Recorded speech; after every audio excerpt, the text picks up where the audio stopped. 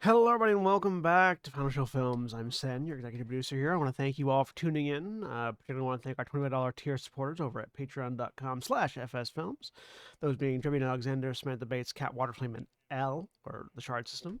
Thank you all for tuning in and for supporting us over the years, as you have been. And for those of you that are watching live, please sit back, relax, and enjoy.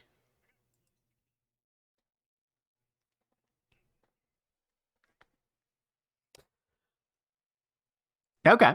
Just saying. We're live. Isn't everybody already dead Monday? Yeah. Technically. Hello, everybody, and welcome back to Warhammer 40k Wrath and Glory Under the Steel Sky. I am William Orshani, and I am your game master for this Wrath and Glory campaign. Joining me today, we have Julia. Hi, I'm Julia, and I'm playing Lorwell Fire, the Eldari Corsair. And Jeremy. I'm Jeremy. I'm playing Remy Mara. He hates life. And is in a lot of pain right now. Like I said, That could have been fixed. no. and Mara. Hi, I'm Laura. I'm playing Tina, orc pilot. And Holly. Hi, I'm Holly. I'm playing Blairheart, Ganger Scout. And Jack. Hi, everybody. I'm Jack, and I'm playing Aristarchus Dactyl, who's a member of the Mechanicus, and definitely one of the people that could have fixed up Remy. And Sen. I'm playing Saris Artinos, Inquisitorial Acolyte, and is the reason why Remy didn't want to get fixed up. This is how No, you get a no. character killed. No. not even remotely. Why you didn't want to get fixed up by Aristarchus, or at least it felt like. But I don't know what that was. with We that, offered to take you up to the Medicaid Primaris. Also, Oh no, that has nothing to do with. Well, it kind of does, but not. Yeah. trans rights are human rights. Black Lives Yes. Matter, and also this stream is powered by Sirenscape. yep. Oh yeah. And with that, everybody roll me your objectives for the session. Oh, yeah. I'm going to start remembering to say that every time. I got a 4.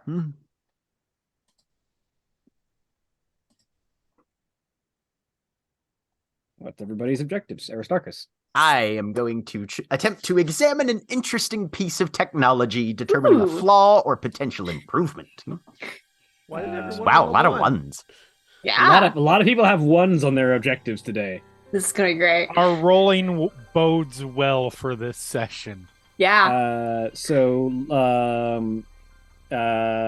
Remy and Blair, what are your objectives? You have the same one. Apply your experience Yep. in a crime to the current situation. What does that make Tina's objective? Start a fight. Oh no. That tracks. Well, that's going to be easy for you. It's going to be great. Well, how about Laurel? Unfavorably compare another species' culture, art, or technology to your own, which I feel she just does in her natural talking. I know Like- that this isn't exactly what it is, but it sounds like, what's your objective for the week? Be racist. Exactly. I mean, Xenophobic. Warhammer 40k. Technically, differences of nuance. Yes, you are not incorrect. And then what's Saris's objective? Demonstrate the superiority of the philosophy of your Ordo, which, as I understand it, is kill it with fire. I have fire. How convenient. Let's go. I mean, the Ordo Malleus has a lot of like nuances and philosophies about how the machinations of demons and how to resist them and so on and so forth. But yes, if you wanted to look at it from a very broad, overarching view, kill it with fire applies to a lot of it. Yes. Or you Yes. could just go on, Yes. be elitist, Oh no, we're not elitist. but with fire. We just want to kill the demons.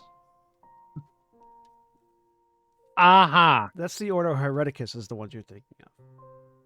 To be fair, the Ordo Hereticus are more likely to use fire on everything than the Ordo Malleus are. It's true. We use psychers. You're an order in power. You are elitist. That's just how it works. That's classist. But also correct. But when we left off, the group had split into two directions.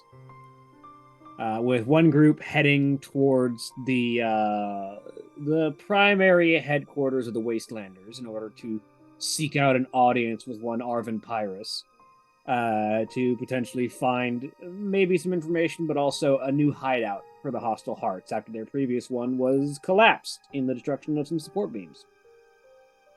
And another group is headed up Spire towards the Medicae Primaris, and then theoretically even further up to seek out information potentially on the Imperial Guard or other activities in the region. We join first with the group heading up Spire, which I believe is Aristarchus, Saris, and Lorwell. Uh-huh. So the group of you have hopped on some transports and made your way up towards the mid-spire. I'm assuming you're still headed for Medicae Primaris first? Yes. The transport moves quickly. With everything being in order, it only takes maybe an hour of constantly shifting off of one transport to the next, but you eventually arrive back outside the doors of the primary hospital and medical facility of Hive Umbra.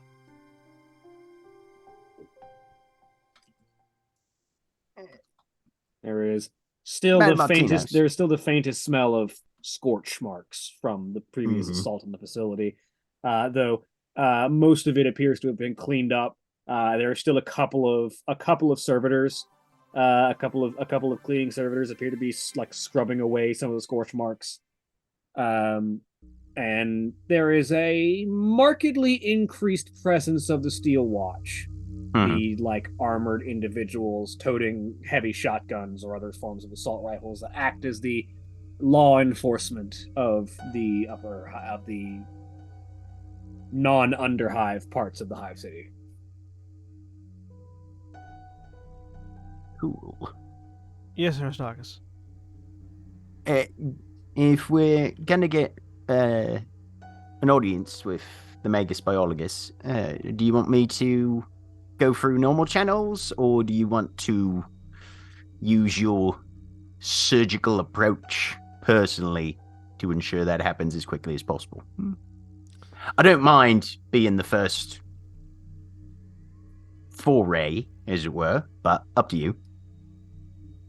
Go through normal channels. I would like to utilize my privilege as little as possible, just because it is situational. Understood. And because Jack the player is having trouble remembering, what did we need to talk to the Magus about? Does anybody remember? You were wanting to set up. Well, you were wanting to set up a Right, chapel kind of further down. enclave. Further Yep. down Mhm. Hive. I am largely. We're looking for any sort of record. We're looking for Imperial Guardsman records, which Right, so if that we can can't find match them, Tycho. Yeah, so we can gather more information on Tycho. So which we can either find amongst the Mechanicus or find where that would be. And then 3, personally, I'm looking for a way to send a message off planet. So I don't know if that's something we Gotcha. can do at the Mechanicus location. I But feel like that's who we would talk to primarily, or at least try and get a hookup that way. I mean, Aristarchus. My family works on communication array, I say doesn't? your mother is the transmechanic of the orbital station. Right. Hmm. what's our ruin at, by the way? The number of players. So 1, 2, 3, 4, 5, 6. And our glory's back to 0, I believe, right? And our wrath is back to 2 each. I'm here to make sure she doesn't get killed. Yes. So there's a feature for the Mechanicus where I can make influence. I think it's influence tests. No, what's Using your intelligence, yes. Right. Basically, instead of Instead of fellowship, yeah. instead of fellowship. I'm just looking on the. Which would be what you, I assume, which would be what you would use to see how quickly you can get an audience with the Grand Magus. Yeah, basically, I get to use my intellect for my social rather than my fellowship stat, I believe. So And yeah, your influence would end up being it's a fellowship and either plus or minus something. I don't remember exactly what. 1 second. a fellowship -1. Yes, yeah. So it'd be your So intellect -1. So intellect -1 on that. Yep. Unless you have modifiers for your archetype, which you might. Where would I find that? As a Because I tech don't. adept. You do not. Gotcha. You do not have an influence modifier as a tech adept. Okay. You might from your background. Check your background. Yeah, no, I think for my background, I picked a shift in like my willpower or something, or conviction or something like that. But anyway, Yeah, it'd be in your I picked personal. +1 max wounds. You picked +1 resolve. yeah, Okay. I picked +1 resolve. Yep. So I Yep. picked +1 max wounds because it fit my backstory. Yeah, no, for sure. Okay. So yeah, Aristarchus will walk into the Medicus, and try and figure out who is. It's been at least a day or so since the attack. Just see who is on assignment as sort of the liaison for the Magus. And Most of the Medicaid staff here are not Mechanicus. Okay. Most of them are human civilians. The Magus Biologus heads up primarily the research and like cybernetics sections of this hospital. Mhm. There is a presence of mostly like civilian doctors, and even a couple of the local order of Sisters of Battle, who have a number of Sisters Hospitaller within the building, but those are typically seen to the more unique experimental cases that need special care, essentially. Gotcha. Okay. So, as far as contacting the Magus Biologus, there are a couple of tech adepts and similar lower ranking members of the Mechanicus who operate in the Biologus sphere of the hospital. A couple of them would probably either know or have direct access to communications with the Magos. Go ahead and roll me an influence test. Okay. DN2. This is your field. DN2. Let's see. Hey, that's a 3. All right. So, asking around, you learn that the Magos has recently been in communication with conveniently an Imperial Guard liaison from a regiment that has been just recently docked planet side as a holdover before being moved on to a new battlefield. They're going to be here for the next month or two while the Ministorum sort of sorts out, while the Administratum sort of sorts out where they're being deployed and what regiments they like, what resupply they need. They're stopping on this planet as basically a restock and resupply as a holdover before their next deployment. And so one of them apparently had been injured in the last deployment and was of a high enough ranking to have their medical attention seen to by the Magos herself. So presumably either like a high-ranking commissar or the colonel, perhaps, of the entire regiment.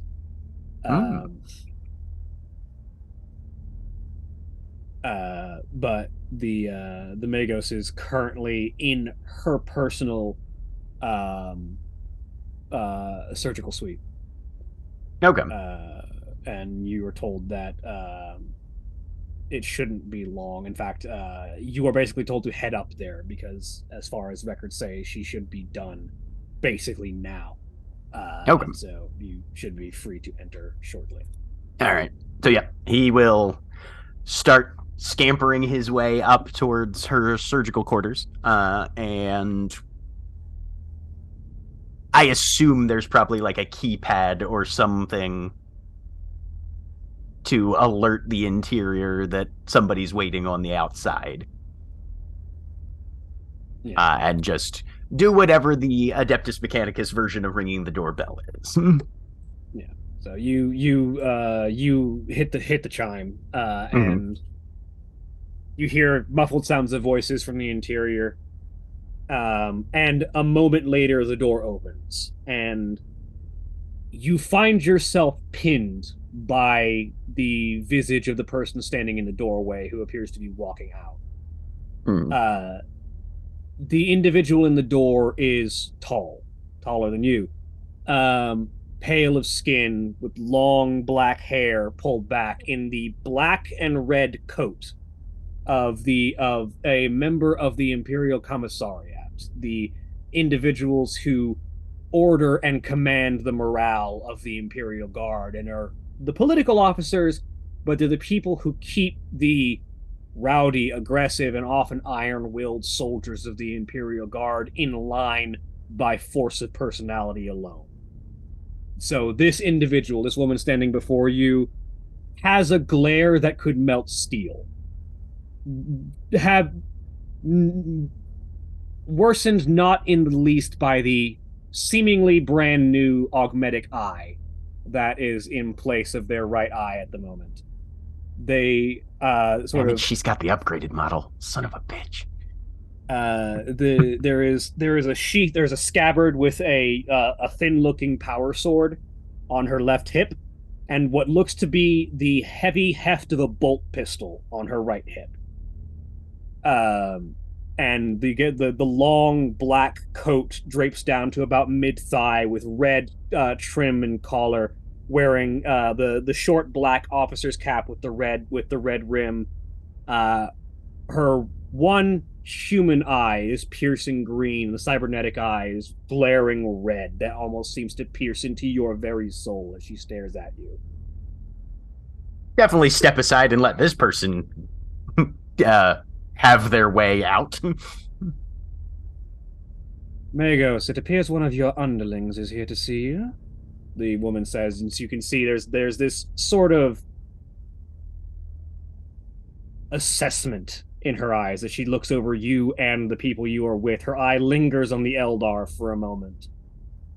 And you can see that there's this, Lorwell especially, you can see there's this immediate threat assessment of what are the vital areas, where can I put a bolt pistol that would immediately puncture through this individual's armor and hit vital organs.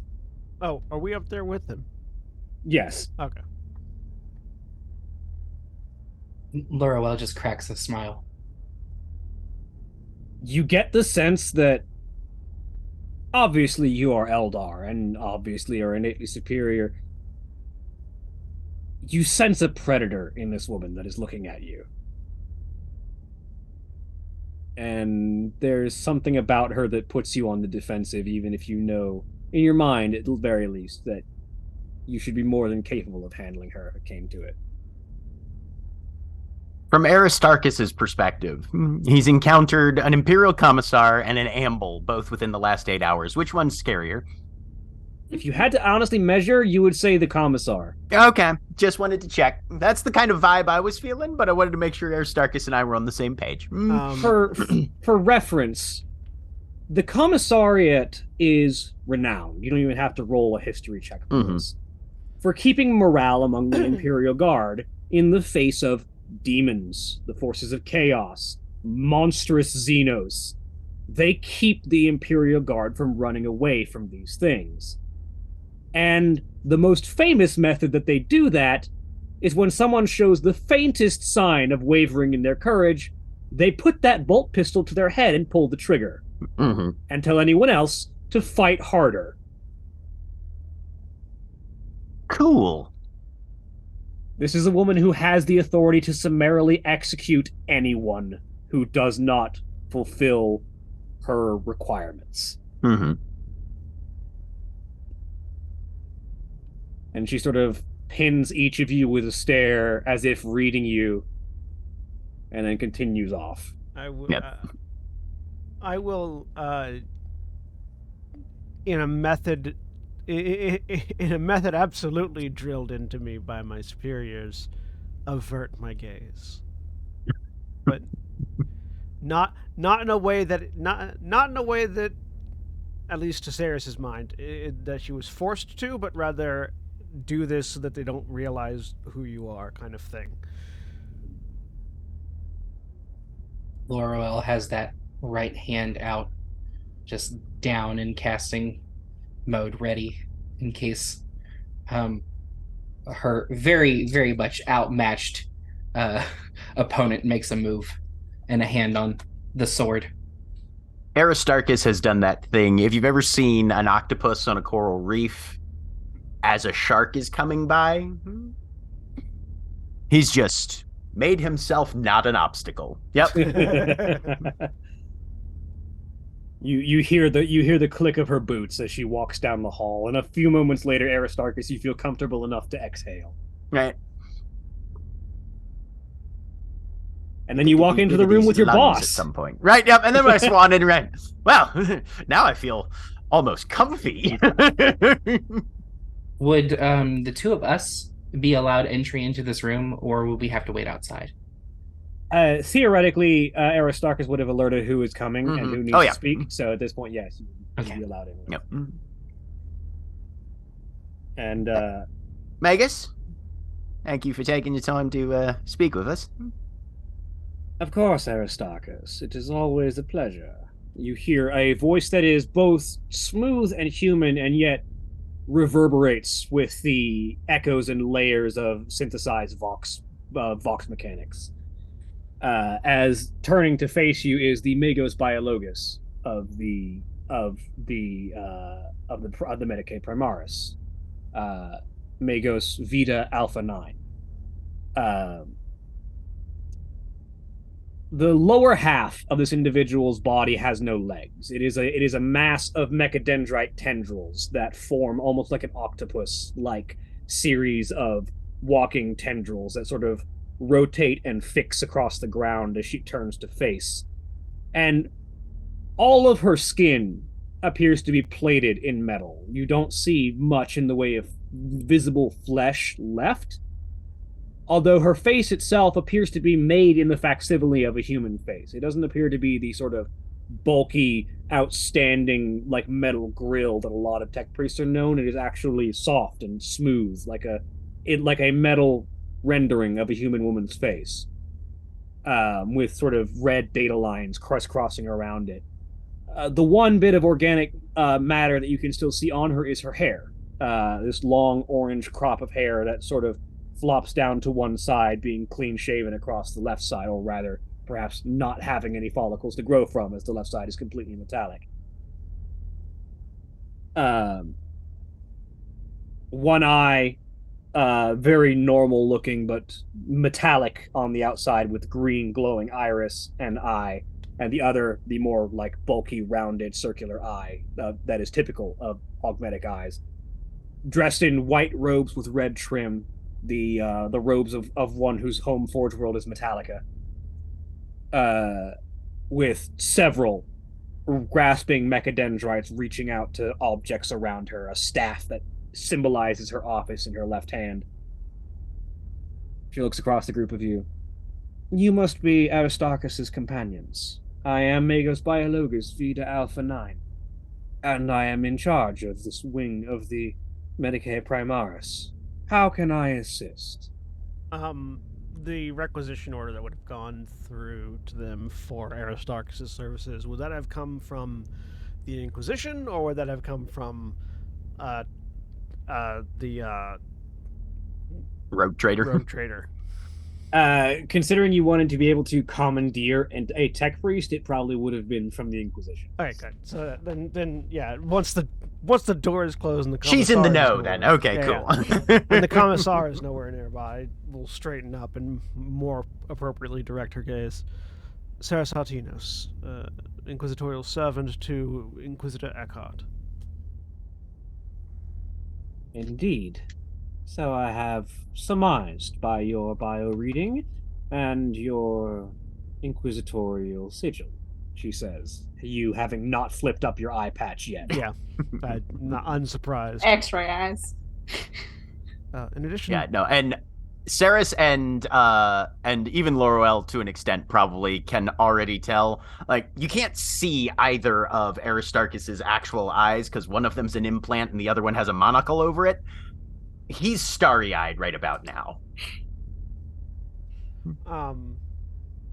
Loro Elfire, mercenary of House Tancrus. And a fascinating sample of the god. What do the Imperium classify the Eldari as? They have like the whole Latin name classification for. And a fascinating sample of the Eldari xenospecies. You simply must allow me to examine you more thoroughly someday. That is not off the table. There's a faint smile. as for our purpose, aside from a personal request or a tactical request, I believe, from Aristarchus, we're here looking for either information specific or where to find it in our current task of hunting renegade elements in the hive. We've come across one traitor to the Astra Militarum. We're hoping to find records that would indicate more of his former service history, and hoped that you might be able to point us in a direction. Roll me a. What test do I want out of you? Persuasion? Roll me persuasion, yeah. DN2.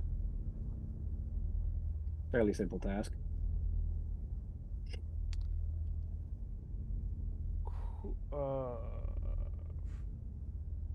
You say that. I'm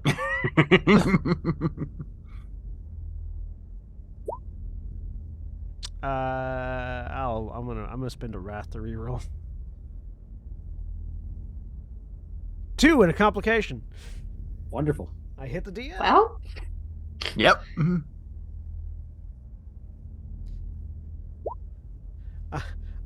If I might suggest, She'll do it, but she wants us to do a job for her. actually, if I might suggest, the closest available records for where I might find this information is probably in some hostile gang territory.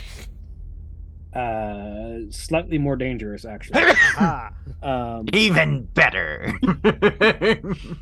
The Magos Biologus sort of looks at you. Why, my dear inquisitorial agent, the records you seek would likely be highly sealed and under a significant amount of administratum red tape, not likely to be seen without requisite authority, which even the Inquisition would have a hard time piercing through. Sadly, I think your greatest and most likely candidate for being able to retrieve such sensitive military information just walked out the door and started heading back towards their regiment command center. I was afraid you would say that.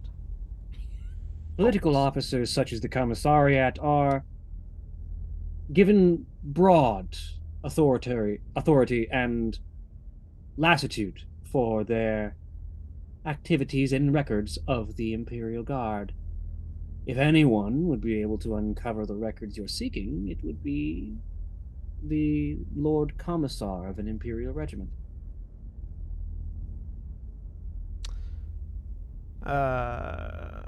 Did we get her name by chance? Commissar Ira Vendrus. Or Ira Vendrus, sorry. All right.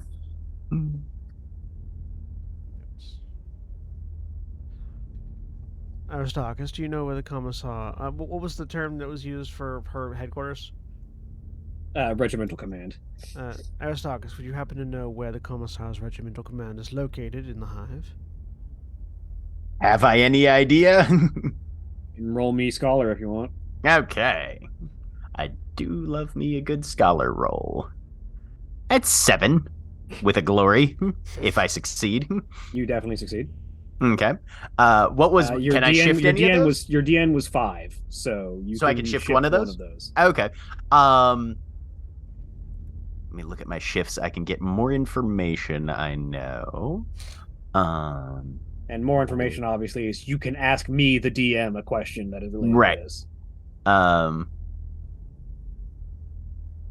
Who is the best person for us to contact at Regimental Command that would be most favorably inclined to get us access to the commissar? In that case, you will probably want to go through. So the Imperial Guard's Regimental Command is a fancy word for an ad hoc arrangement. Okay. When the Imperial Guard sets up on a planet, they don't typically set up for a long time unless there's actively going to be a battlefield. So the place they set up as their regimental command is usually wherever there's space to house the commanding officers and general mass of their regiment. Typically speaking, it'll be in the space docks if there are them, or if they expect to be on planet for a long time. It'll be like somewhere where there's lots of wide open space, typically in the upper levels of the hive, often around the spaceport if there is one, if there is a suborbital spaceport. As far as for who you would want to talk to, the most likely person to be able and willing to get you access to a conversation with a commissar within an Imperial regiment is typically going to be their command staff, the people who have to deal with the commissar on the daily basis, and either have a good rapport with them, or if the commissar is the kind of commissar who likes to be a nightmare and a tyrant to the rest of the regiment, which is a lot of them, would be least willing to put up with their shit. So would, in either case, be the most disposed towards sending someone else to deal with them. Okay. In which case, you would be looking for someone in the regimental staff, whether that be the colonel of the regiment, their major, the second in command, or if there is, in fact, a general among this military force, perhaps them. But anyone in that command staff would likely be ideal if you can get contact with them. Okay. No, I believe I know. It feels which sort of location they be. it feels sort of weird to be like, yes, to see this morale officer, I should go to the highest chain of command inside his regiment. But the commissariat exists like outside of the military command structure. They sort of occupy an authority that is even beyond that of regimental command. They just don't exercise like military control. It's not their place. They're not there to make tactical decisions. They're there to enforce the rule of morale and execute anyone who fails to do so. Right. Which can include the colonel of a regiment if they are accused of cowardice. So. Right. Yep. Okay. Cool. No, I think I know exactly where we should go, and we would probably want to see if we can manage an audience with either their commanding officer or someone close to the top of the chain of command in order to get the ear of the commissar. On a more personal note, Madam Magus, there was recently a massive disruption in the structural underlying components of the lower hive, and while I know that the general perspective on that is to let the scum do as scum does, it did occur to me that there might be an opportunity if the Mechanicus wants to set up an auxiliary outpost and outreach center, both to analyze the damage that's been done to the underlying infrastructure, and also extend the capacity and influence for ensuring a more solid lower foundation. Just a thought in your personal ear, should that be the sort of thing that might be considered tactically advantageous to the Adeptus Mechanicus and our operations within the Imperium structure here on Pharaoh Tenebris. I simply wanted to make sure you were made apprised of that, rather than necessarily going out and doing anything odd and unsupervised or unapproved. Roll me another influence test here, Aristarchus. The DM Okay. is going to be 3. 3. Okay. Ooh. I'm gonna. Oh, well, I can't even get. Well, no, I could. You could get 2 glory. Why not? Or 2. If one of those 2 comes out of exalted. 6, then yes, you could theoretically. Hey, look at that! Ayo. Ta-da. 3 to complication. That's a well spent wrath. Yeah. So the Mago sort of processes for a moment, and you can see the lights in her eyes sort of flickering around without her eyes even moving, just the lights themselves sort of flicker up and down for a second. Yes, that might be worthwhile of a pursuit. Though I take it to understand, Aristarchus, that in your putting forth of this recommendation, that you might perhaps be willing to undertake foundational support and lead the scouting effort for where such a facility might be best located? Oh, yes, Mum. No, I wouldn't want to put forth a suggestion of this nature and then recuse myself of potential responsibility. If there's a suggestion to be made, I feel it's necessary for a proper adept to maintain those sort of efforts personally, rather than issuing the necessary effort that would go into the completion of such a task. Very well. I think that there is an individual who would best be apprised of such a thing and would be able to lend the necessary equipment and forces, potentially, to establish and maintain such a foothold within the Underhive. If you wouldn't mind, when your assistance to the Inquisition allows, she says, her eyes sort of flickering over to Saris, make your way to Manufactorum Ferrum and speak with my husband, Cybersmith Mu Kappa Ferro.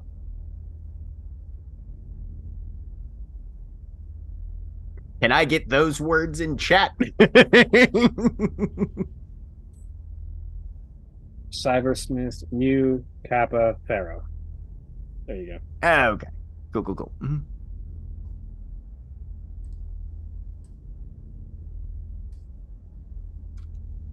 That I will do. Question. Based on her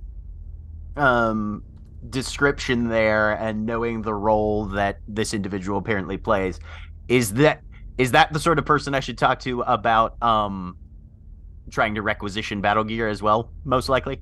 Yes, the Cybersmith. The Cybersmith is the person who, if he's the Cybersmith, he probably runs Manufactorum Ferrum.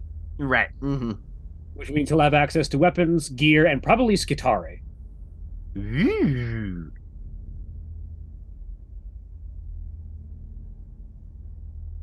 Very well. I shall do so at my earliest convenience.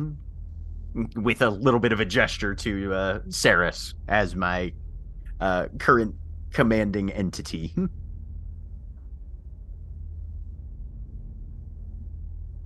Very well. Is there anything else that I can assist the Inquisition with?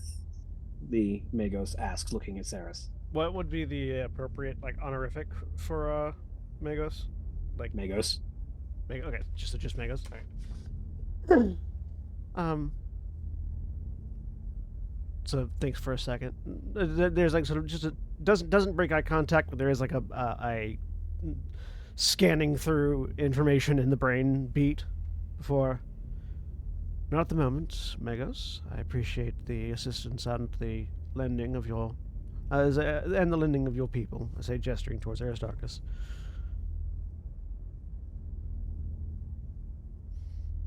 Very well.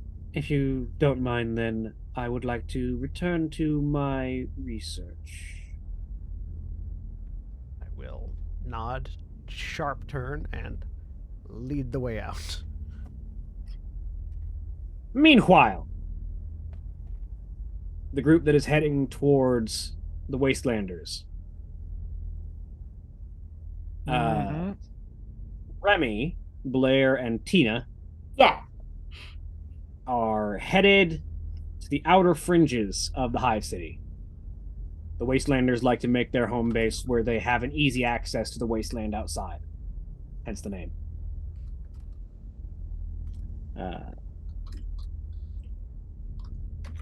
So as you, it takes a little bit longer because there's less available public transportation to get to the outer rings of the Hive City. But with the truck available, the three of you are able to get places relatively quick. Once we are driving on our own, Remy's gonna look over at Blair and say, all right, so what is your plan? My plan? Yes. What's your plan? My plan would be to gain an audience with. I'm sorry, what is the name of Avon Pyrus. My plan would be to gain an audience with Avon Pyrus. Right. Sorry, I need to clarify that. What's your long-term plan right now? What is? Let me elucidate. Mm-hmm. We're in a fucked situation right now. You know that, and I know that. Mm-hmm. We're in a fucked situation. There's no way this turns out well for anybody underneath a certain level in this city. Yes. I'm hoping you have a plan. My plan currently is to take care of my girls, Okay.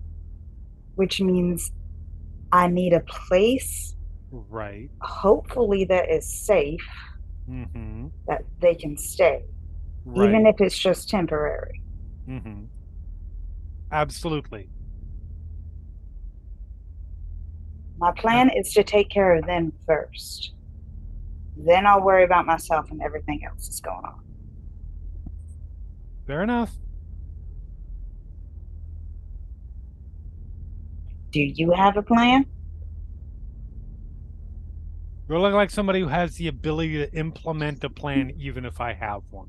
I'm just saying it. Asking me. Just wondering if you got one. Thought we were sharing. Are you having this conversation where Tina can hear you, or I don't know? Presumably you're in the driver's seat and they're in the how, passenger and gunner yes, seat. but So, the yeah. car's loud. It is loud, So but it's I very don't know hard. how secretive it's trying to be. Like basically. if they're trying to talk to each other, they've got to speak over the roar of the Right. engine too. Okay. So All right. Fair. Yeah. Fair. Blair would not be secretive about this. I don't have a plan because I don't know. I'm not in a position where I can. I'm not saying that you're a power player necessarily. You're I at least would in a not say that. somewhat better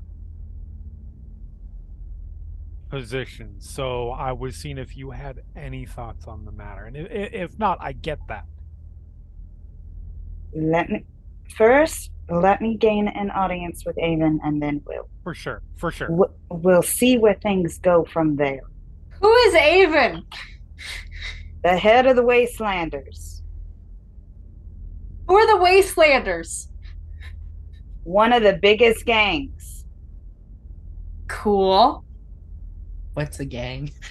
No, Tina knows what gangs are. That. I think that would make sense. I just don't know this name.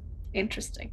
They're kind of the most reasonable of the big ones. Bigger than the one with the. Tina squints one eye and thinks back because it's been a while, and if I don't remember, then Tina doesn't. The one that got mad about the paint on the building. Yeah, they're bigger. They're bigger than the Chosen. Yes.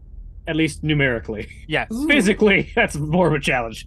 I mean, yes, but if you take, I'm assuming Tina's thinking physically. Let's put it this way: if you were to melt down everybody in the Wastelanders and put them in a jar, and melt down everybody you in do the that? Chosen and put them in a jar, I feel like the Wastelanders jar would still be bigger. Probably yes. Know how So to there do you that. go. But yeah, no, they're the biggest of the groups number wise, Cool. and they're the most rational and the I least I used to problem be for part us. of them. Yeah, Yeah, they're okay. they're good. Also, the reason why you would do that was so that you have a handy supply of corpse starch available. Mhm. I mean, fair. Gotta fertilize the ground somehow. No. Corpse starch is for food. We recycle.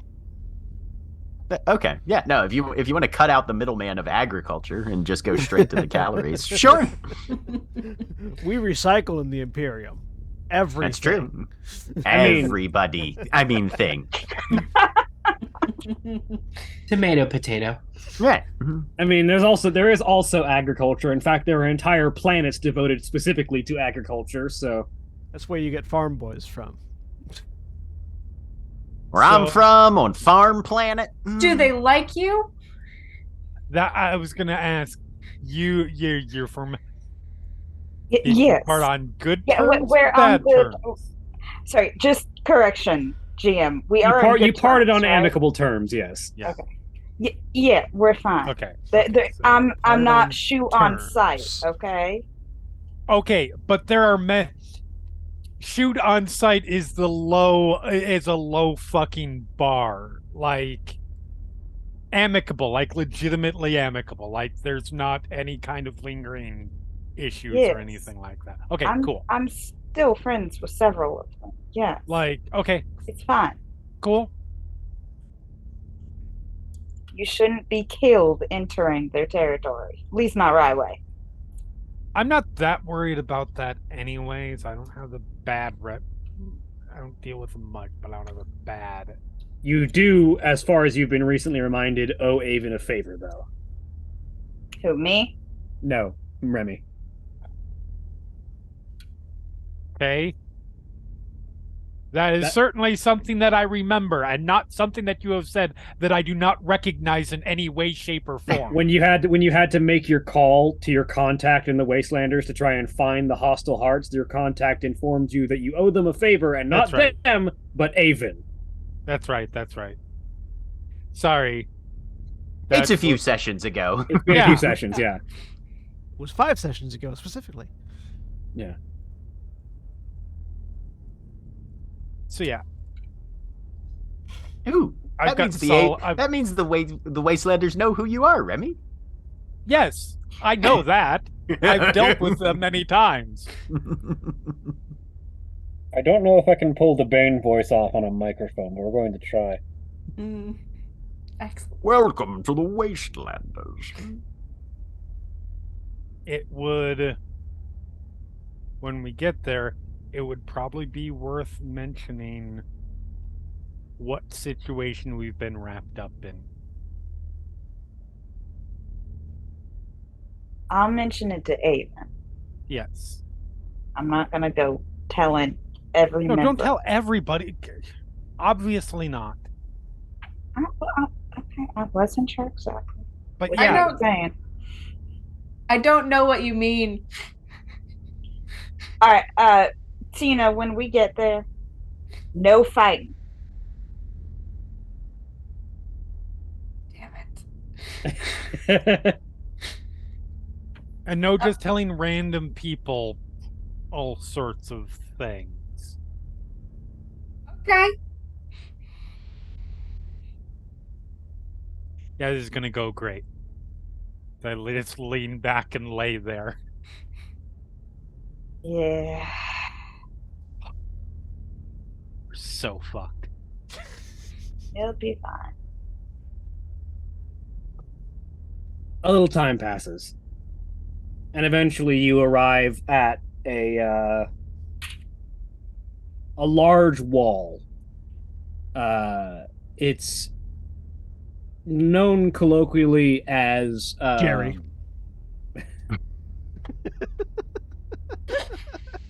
You arrive at a large wall. It's just a dude sitting there. It's known colloquially as the Sand Tide Wall. Typically because it sort of rings the Wastelanders outpost and also serves to help like block out some of the sandstorms that occasionally blow in from the wasteland outside. It's massive. It is several stories tall, and the enormous front gate is guarded by a full a full squad of Wastelanders. There's at least 10 to 20 individuals with guns manning the outside How big are as they? the vehicle approaches. The people or the guns? Both. I'm gonna say I feel like that's a yes.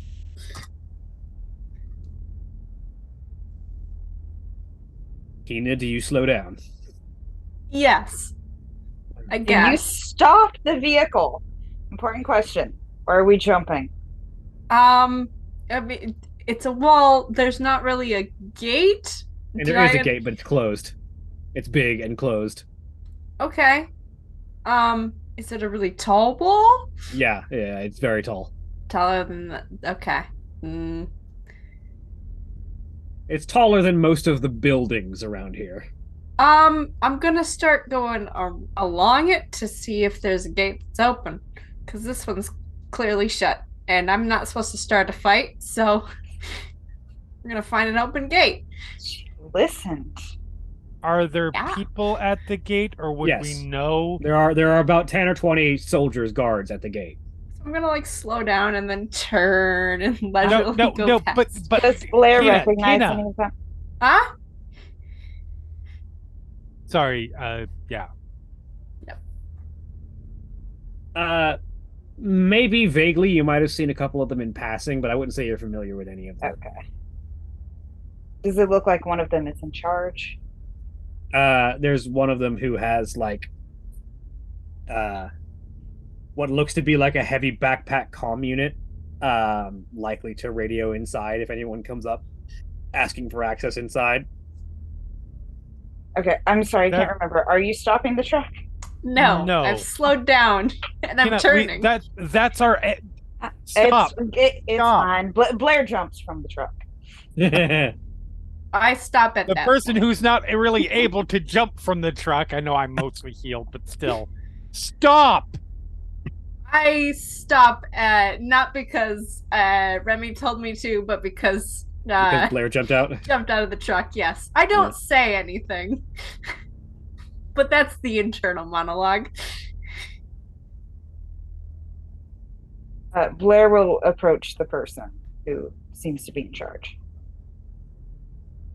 You see a masculine individual, hair sort of cut into a very short mohawk, with like a rebreather mask on their lower jaw. Most of the Wastelanders seem to have these kind of rebreathers. It's fairly common for people who live in the wasteland or around the wasteland or have to deal with sandstorms a lot. A lot of them have these like big, heavy rebreather masks. And so one of them, he just sort of looks up. Hi there, love. What can we do for you? I'm Blair Hart of the Hostile Hearts. I need to gain an audience with Avon. Right.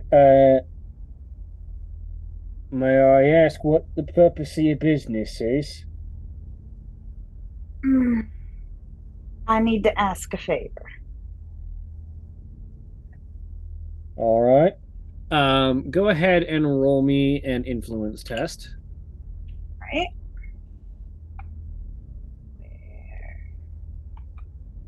Is influence a skill? Where is? It's an attribute. Oh, okay.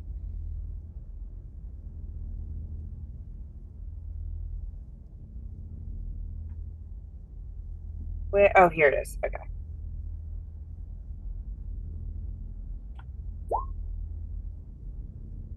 Here's not bad. That was actually what you needed. Right, give me a moment. and the the individual sort of pulls a responder off of their backpack and holds it up to their mouth and starts to mutter into it for a minute. You hear the name Avon mentioned. You hear your name mentioned. A few moments later,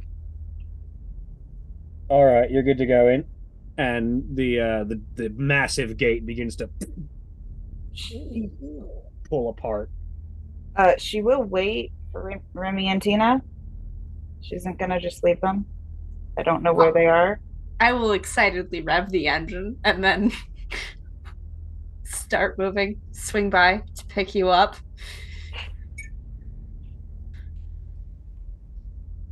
Like So- literally, you just reach out and grab Blair and deposit her in the passenger seat as you could drive by. I'm guessing. Yeah, I'm not stopping. You don't stop. You push through the gate and you find yourself within the confines of the Wastelanders fortress. As you look around, you are struck by a unique combination of desert oasis, market, and military outpost.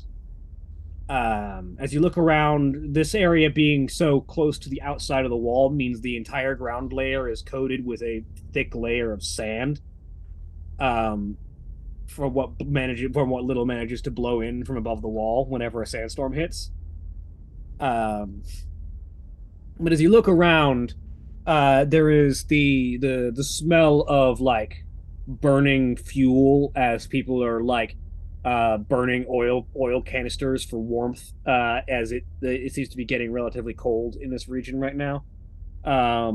And there are market stalls that have been set up for traders who come in and out of the fortress to hawk their goods. There are a number of what looks to be civilians who seem to have been given dispensation to live within the fortress for whatever reason. You see parents and children like playing with like small animals. The structures here aren't as tall as in the hive. They don't reach up towards the sky, but they are numerous and large. Most of them are like 1 to 3 stories generally. But they're big, boxy, like corrugated steel things that look like they've been built out of scrap and insulation. It looks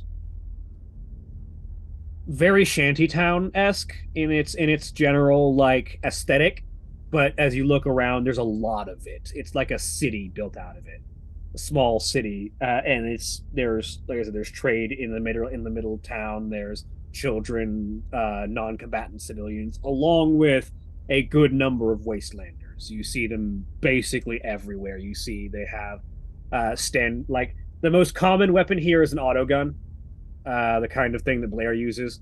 But there are a variety of different weapons on display from people, both resting them, sort of slung over shoulders, pistols on hips, or in hands, just sort of at rest in case anyone decides to get uppity.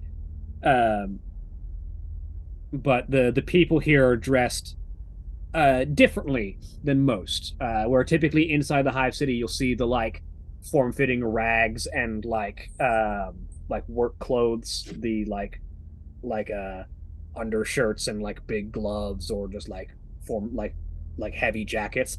You see a lot more like dust cloaks and ponchos and like wasteland garb, a lot more loose leather and metal armor, big like capes and overthrown cloth. And as you come to a large structure that is demarcated as the Eye of the Wasteland, which is a combination central command and bar. As you park the vehicle outside of it and walk in, you enter a rowdy atmosphere with a variety of individuals. Sort of, you hear there's a small fist fight happening in a corner as you walk in. Nothing major, just 2 people having to go with each other. There's someone throwing axes at a target. There are people being served food and drinks. There's the sound of music playing from some sort of speaker device in the far wall. It's a broad open area with like several upper floors, but at the center of all of this is a single large scrap metal throne made out of corrugated steel and muffler pipes and other such adornment to make it stand out. And sitting in it is the woman you've come to see, Avon Pyrus. She is dressed in a very long crimson and like drab green poncho that sort of drapes around the most of her body and sort of hides what she is wearing underneath, likely some form of body armor. She has a long red, like dust encrusted cloak that sort of drapes around the sides of the seat.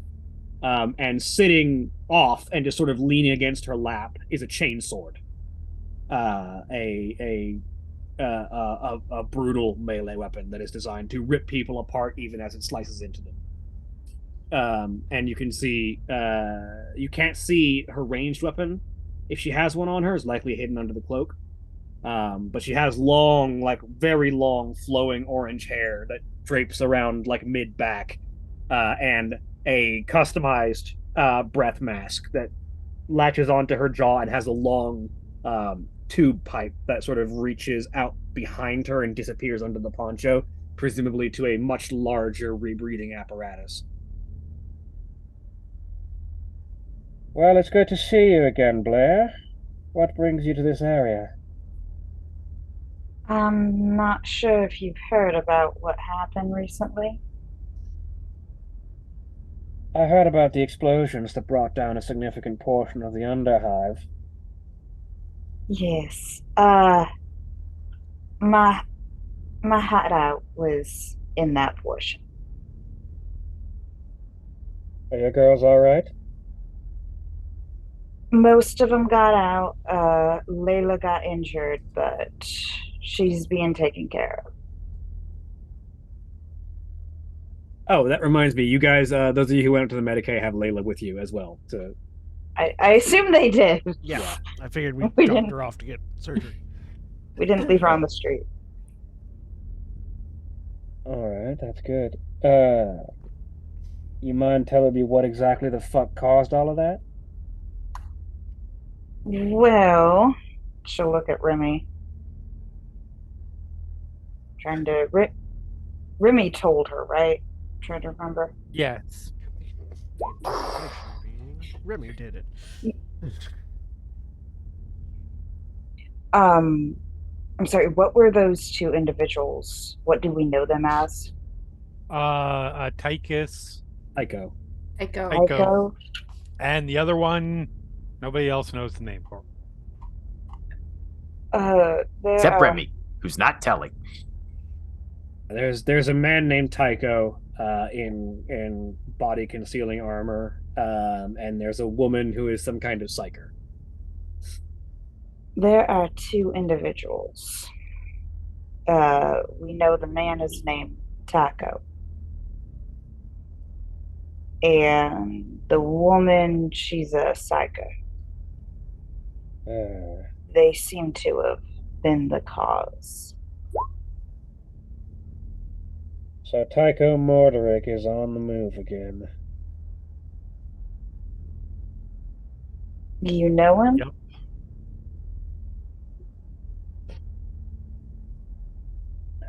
Tycho is something people would call an iconoclast.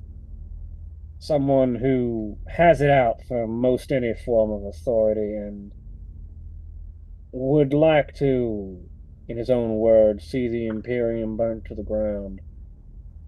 He's been shoved out of every major gang he's worked his way into for being anything from a madman to a heretic, depending on who you ask. The idea that he's got enough people willing to back his madness to bring down a spire of the Underhive is concerning. On that note, should be pointed out that there are a number of people involved with the Imperium that are that are making inroads down here. I shouldn't be surprised. A heretic like Tycho makes a big enough wave, you'll bring the Inquisition running. So that's going to be great for all of us.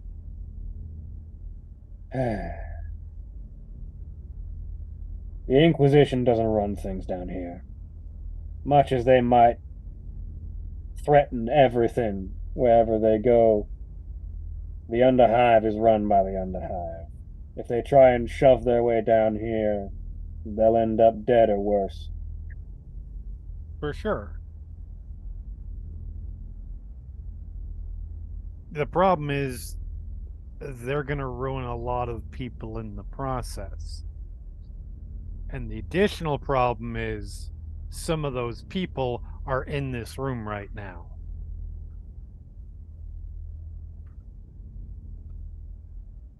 So, what are you here to ask me for? Well, I don't have a hideout anymore.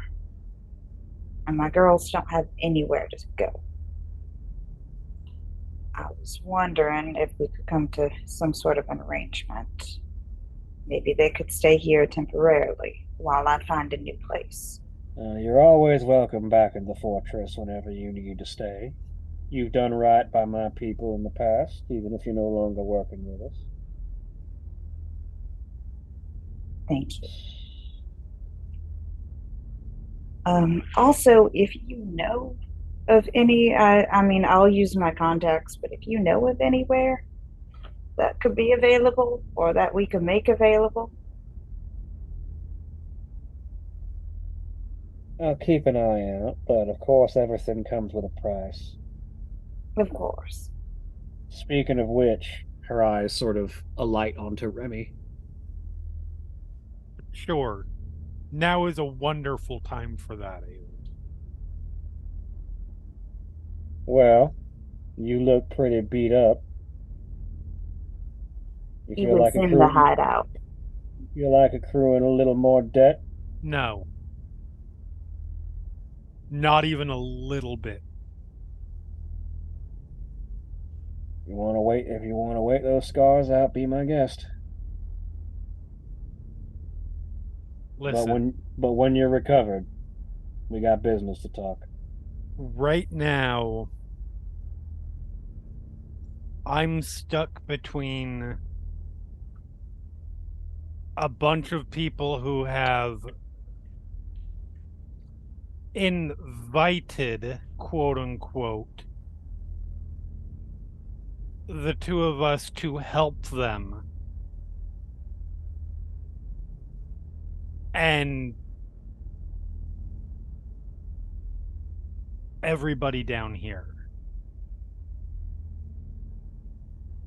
who are going to be looking to collect on this thing and that thing and the other thing. There's a certain amount of debt that becomes fucking lethal. Hi, Boss Tychus or Pyrrhus? There, that's it. What does he owe you? Avon sort of looks over at Tina. Favor. What does favor mean? I don't. It's not teeth. I don't understand. An indeterminate thing in the future. My gang has done work for Remy in the past, and so Remy owes us work in return. Right. It's rare to see one of the Dig Tinker tribe moving this far outside of the ground level in the deep pits. Uh-huh. You got sand here. Tina's been sort of like looking around, fascinated at all the things, because this is all very new, including sand, which is in my shoe, and I'm not happy about it, but I'm dealing with it. Look, any other time, I'm more than happy to play these games of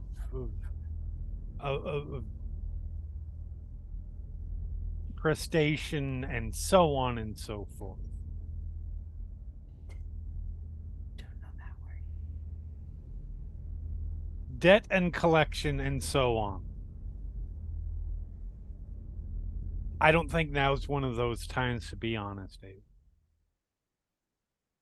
Well, I have to look after my own, and Absolutely. if the Inquisition and Tycho are going to start stirring up danger in the Underhive, I'm going to have to start calling in favors to make sure that my people stay on top. And I informed you because you need to be aware of that. You're welcome. And the Chosen have been making loud noise lately. I feel like Tycho's probably riling them up on purpose. Oh, 100%. We have video evidence of that. Out of character, are they the ones we've been dealing with? The Chosen is the gang that includes that big fuck off dude who attacked you, Okay. specifically Garrison, at the church. Yeah. Because of the painting. Okay. They're the Yeah. religious So, yes. fanatics. Okay. No, we know that he's doing that. And what's even more, I've been getting actual reports of Nox making moves.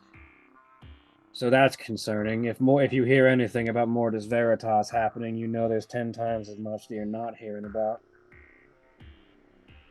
What kind of moves? Gear's been moving in and out of their territory. Nobody's been able to see what, but big shipments, crates full of, well, they read his technology to anybody who's got Nospecs.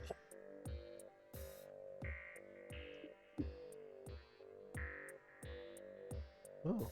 I don't know if Nox has thrown in his lot with Tycho. I doubt it, considering how cautious they tend to be. But they're up to something. My random hunch was right.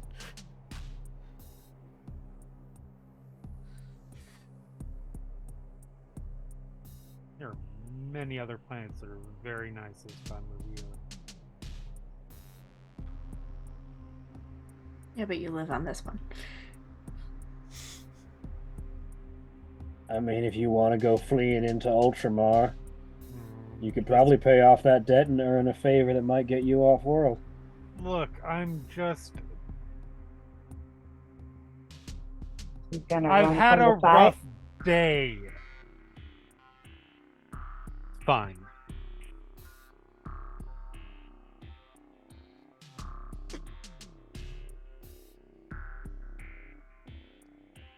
Anyways, sorry. You guys are talking about locale moving. Yeah. I need to go up and collect all of my girls because I haven't seen them since. Well, I'll let the gate guards know that the hostile hearts are welcome inside the fortress walls for the time being. Thank you. Though, like I said, everything comes with a price. Of course, and I'm willing to pay that price. I'll be calling on you for favors in the future. My girls are also at your disposal. I know they're good. Hey, Blair. Yes. Yes. Hey. So, Tina's trying to pitch her voice into a whisper, but it's probably more like a stage whisper, let's be honest. Oh, yeah.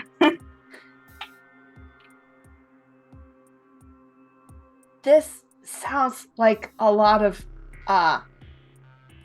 debt. Don't get. Don't they want the same thing as us?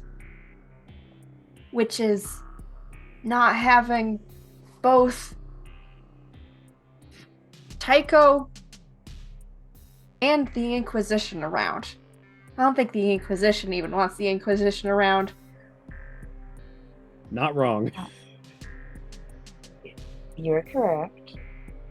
what if, can't we, like, instead of, owing a favor, just say, hey, we're gonna keep the Inquisition away from you and all of your stuff? I'm not making that promise. We can't. Yeah. If at any No. point, And I wouldn't take that promise if you did make it, because there's no way you could enforce that. if at any point those idiots that we're working with quote unquote, I don't know. I understand that. We do. Decide we need to go and stick our noses in the Wastelanders' business and make things a problem. We don't get to say no. But they know stuff about Tycho.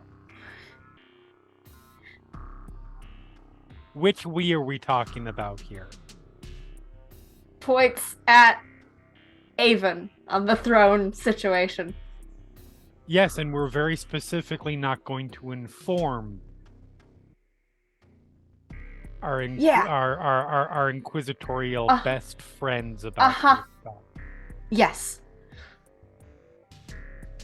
I will point out, How? Dina doesn't know that Ceres is in the Inquisition.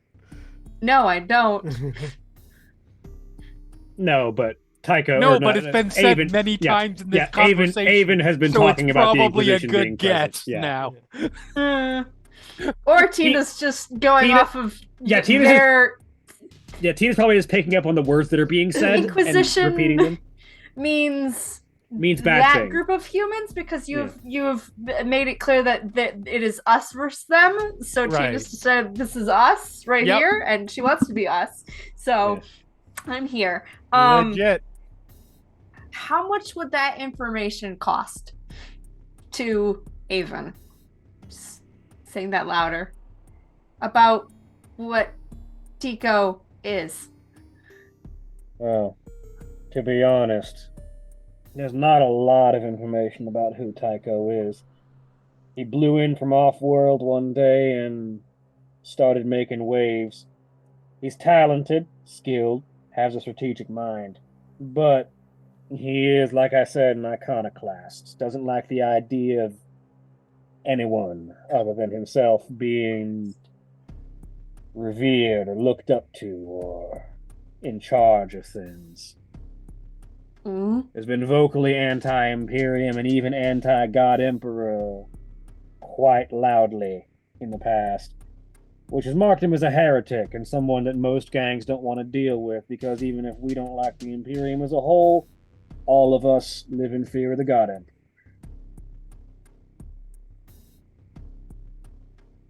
He thinks he's very big. Got it. He does.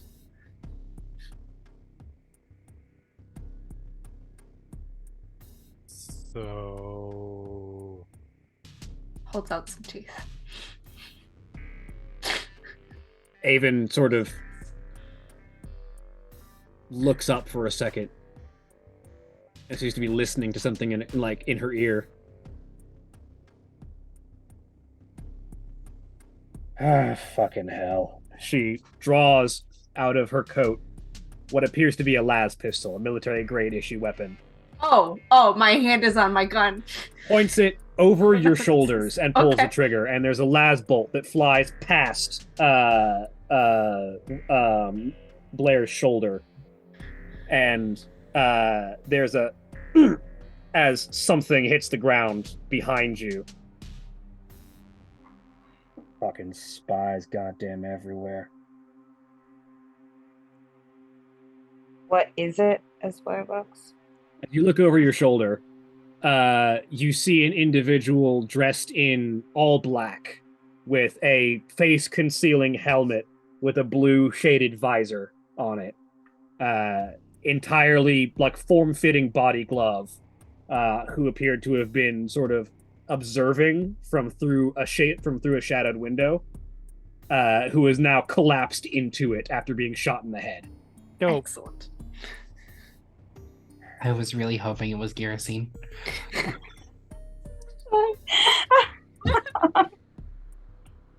And that was A spy from where?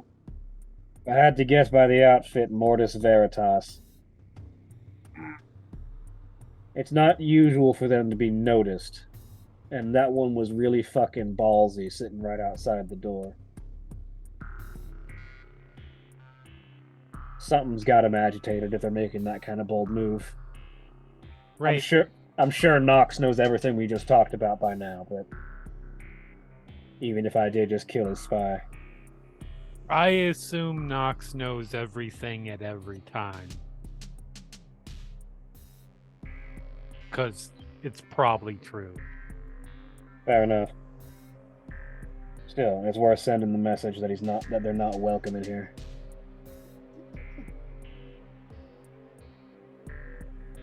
Oh, on that note, thank you for your help. I need to go find my girls, and I will send them down here. If you hear anything about the giant of the Underhive, let me know. I will. Okay. Let me know if you hear anything about possible hideout. I'll keep my ears open. Thank you. The giant of the Underhive? Yeah, what's that? I'm very curious. Have I ever heard of anything like that? Not really. Okay. Do you ask that aloud? Well, yeah, I think so. I was gonna say, I feel What's like that? it's like, yeah. Avon sort of looks over. Sounds big. There have been rumors coming down recently of some kind of huge being who's been stalking the Underhive. Dangerous, powerful, killing anything that gets in its way. Even seen some of the local ambles that have been existing around here cut down to ribbons, high caliber weaponry. Something's been on the hunt. Awesome. Cool. Tina adds a new goal. Good to know. There's a space marine down there.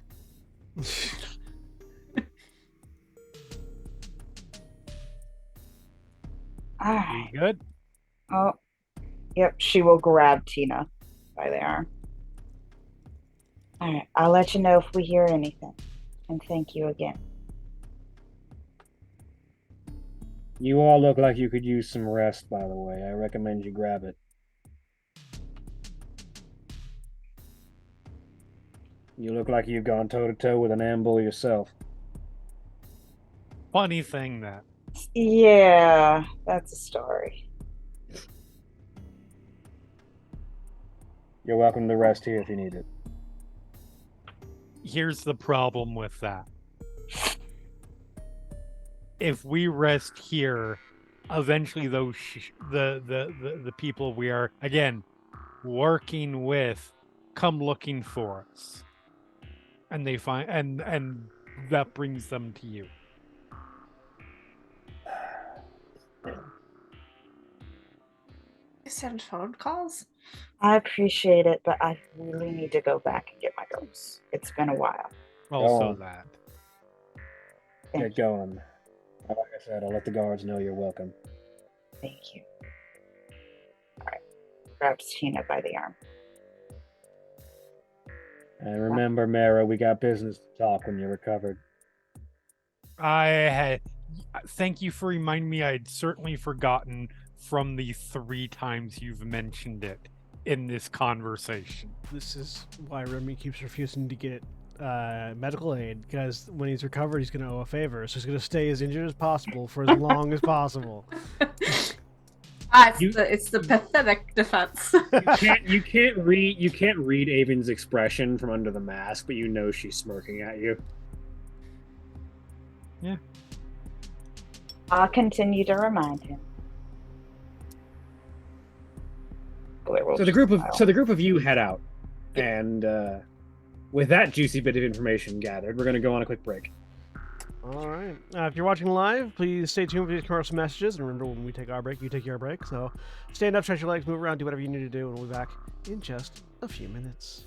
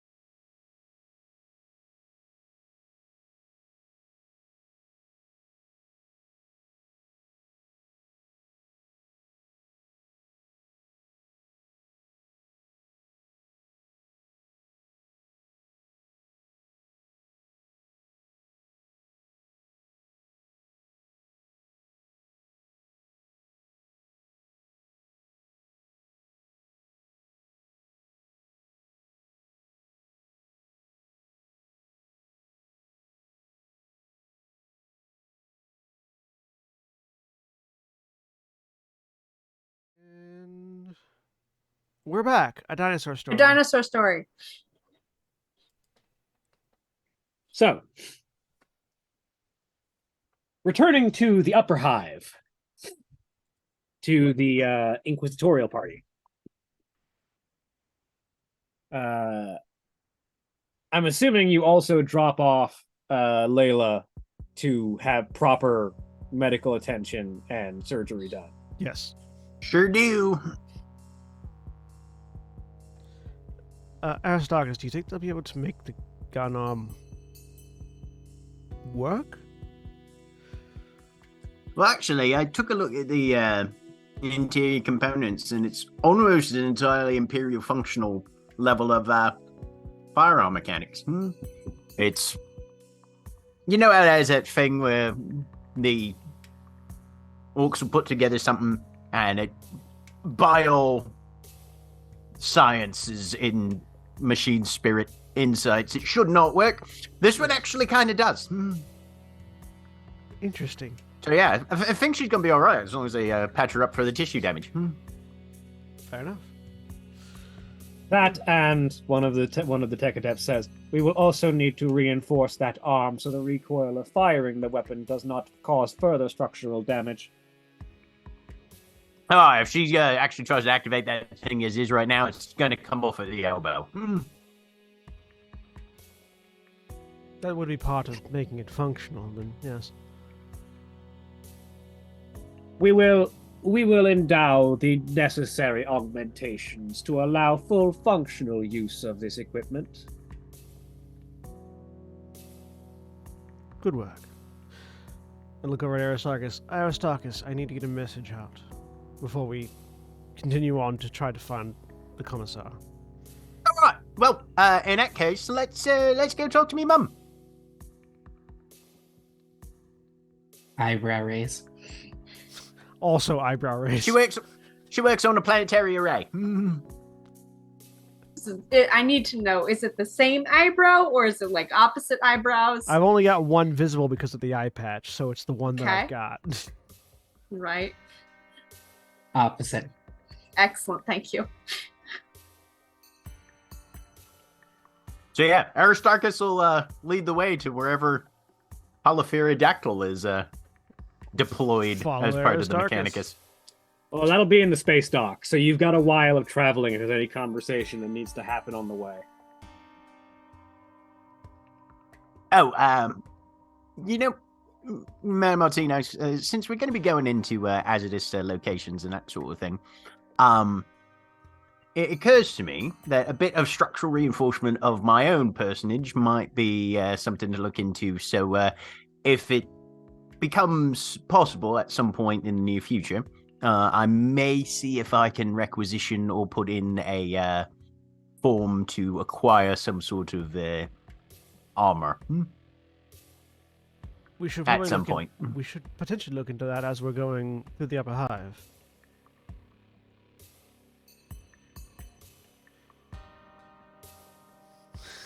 Well, if we want to stop off the manufacturing firm on the way, Is that manufacturing ferrum? Is that where the other person that we were going to be speaking to was, anyways?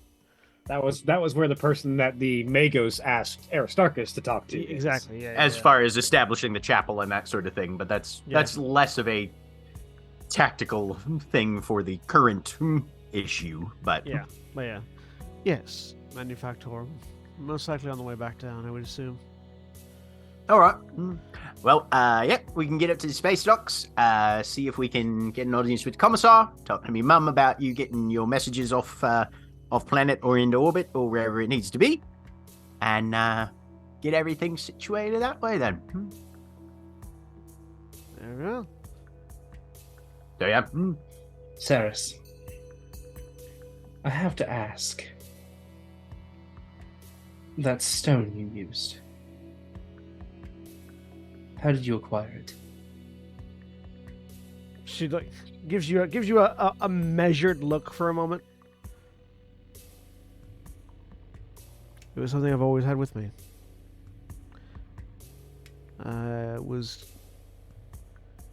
I'm not certain precisely when it came into my possession, but it's something that I've had since being raised amongst the Scholar Virginia.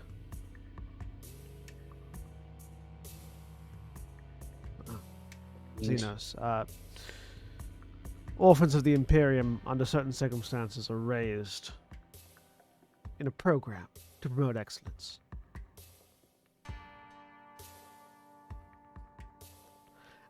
I think I've explained that vaguely, but still correctly, right, William? Generally.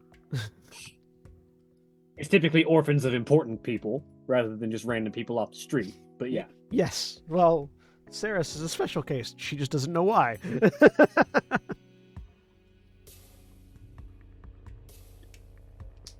Do you know its significance? I understand the symbol is of Xenos origin, Eldari. I'm not certain the meaning, though. Unless I would know the meaning, William. Not really. Yeah. Uncertain of the meaning, just that it is of Eldari origin. Why? I say,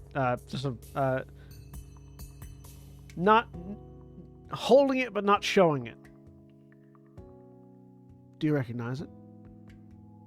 I do.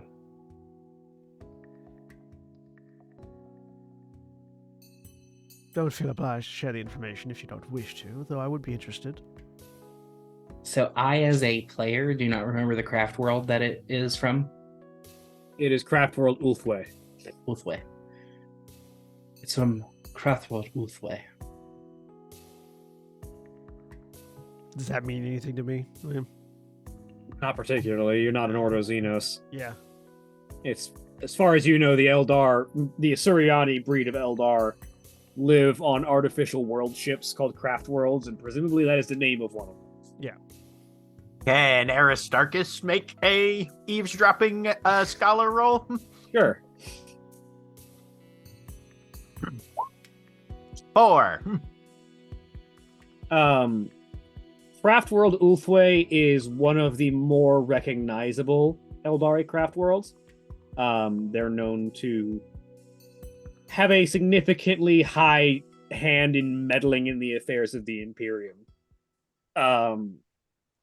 They're psychic farseers, the people who try and glean the future for them with their witchcraft, are particularly active in doing things that muck with what the Imperium is doing. Typically speaking, when the Eldari are encountered by the Imperium, Ulthway is one of the more common groups that will be encountered. Typically never on a direct battlefield engagement, usually in some kind of weird shadow engagement. Okay.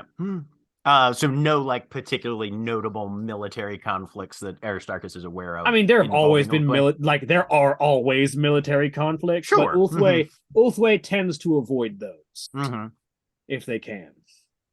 Oh, But they do tend to do an awful lot from the shadows. right. It's one of those cloak and dagger type spaces, isn't it? That is correct. Yeah, a lot of those temporal, perceptive folk tripping about that craft world. Yeah. They do like to meddle on the intergalactic political stage a fair bit, by all reports. The symbol itself is a glyph that could be rendered as a stylized eye, like an eye visual ocular symbol, with a sort of like sloping upper arch and what appears to be a single teardrop reaching down from one corner. They interfere with all the machinations, like you humans drink water.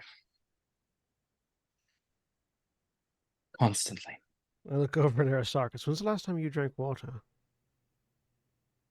Well, if you're talking recycled fluids that have been purged of all impurities and possible contaminants, it's been a day or so. But if you're talking about being able to slurp up anything out of the gut, regardless of whatever pathogens might be inside, well, I suppose maybe that's what looking at the future's like sometime. For some reason, I had it in my head that you subsisted off of oil. I don't know why. Oh, no, that common misconception. Most of us have still enough biological components on the interior that you do need to consume a level of standardized nutrient ration and beverage. Full transmutation of the physical form is possible, but usually reserved for those with a greater insight into the biomechanical aspects of our reality than I currently possess myself.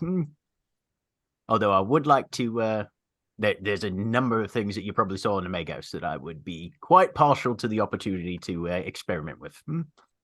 And for full context for Lorwell, the symbol itself, while also being the symbol of the craft world Ulthwé, or rather, as its full name is known, Ulthanash Shelway, which is Eldari for the Song of Ulthanash, who is a legendary Eldari figure. The symbol is known as the Eye of Isha, which symbolizes the sorrow of the Eldari fertility goddess Isha, who it is said that the Eldari descended from,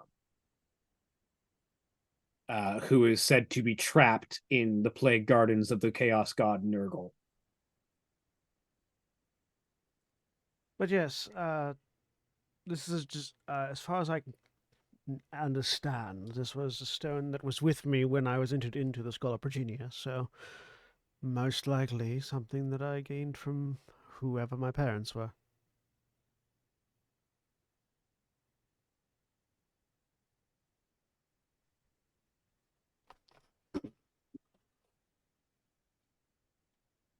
Rather interesting.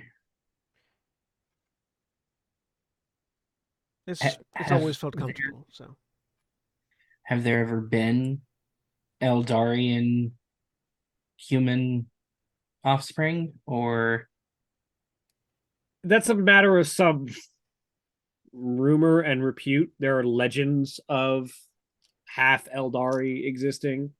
There's an old romantic story that has somehow bloomed across both Imperium and Eldari factions of an Eldar Farseer who fell in love with a human assassin for some reason over the course of a long and dangerous hunt in which the assassin was trying to kill the Eldar, and yet somehow the two of them fell in love and had a child together. No one knows if this legend is anywhere near remotely true or just a fanciful imagining, but it's a story that gets told occasionally. It's not theoretically. The biology would be weird, but the warp has done crazier things. What I feel is probably not a matter of confusion is that there are probably significant factions within the Imperium that would consider that heresy of the highest order. Oh, 100%. Yeah. there are probably also significant factions within the Eldari that would consider that heresy of the highest order. Yeah, to a certain Undoubtedly. extent, absolutely. Both Or of those just people would you. both of those people would be ostracized. Or, executed, depending on the person. And whether or not the author of that particular 40k series was feeling generous. Yeah. Oh look, space dogs. Yeah. As you had this conversation as you've journeyed across transit and then up a space elevator that takes you far up beyond the atmosphere into low orbit. As you get there, we should have sent a message down to Blair that her girl was in the Mechanicus. I'll make sure to send a Vox as soon as we're back hive side. Either way, then let's go meet Trot. Mrs. I assume Dactyl. Aristarchus has probably been up here for a while. Probably been up here at least once or twice every so often. Yeah.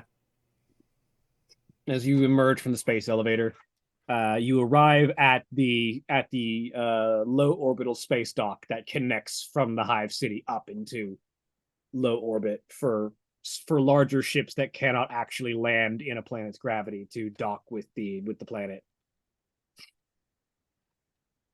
Right, we're just going to go down a few passages and corridors here, and we'll be in Mum's alcove in no time. And Bye. head down to whatever cogitator station Polypherodactyl works at. And yeah, the area here is meticulously maintained, which it would have to be because any amount of hull breach opens everything up into space. Traditionally a bad thing. The hive just empties out into space from the top. Just Like a big space vacuum. I mean, really, I would argue in the Warhammer universe, if you just take a random that and just suck a bunch of people, the world has improved as a whole. The universe has improved as a whole. Net gain. Yep. those either down the underhive just feel like, why does it feel like the wind is rushing up?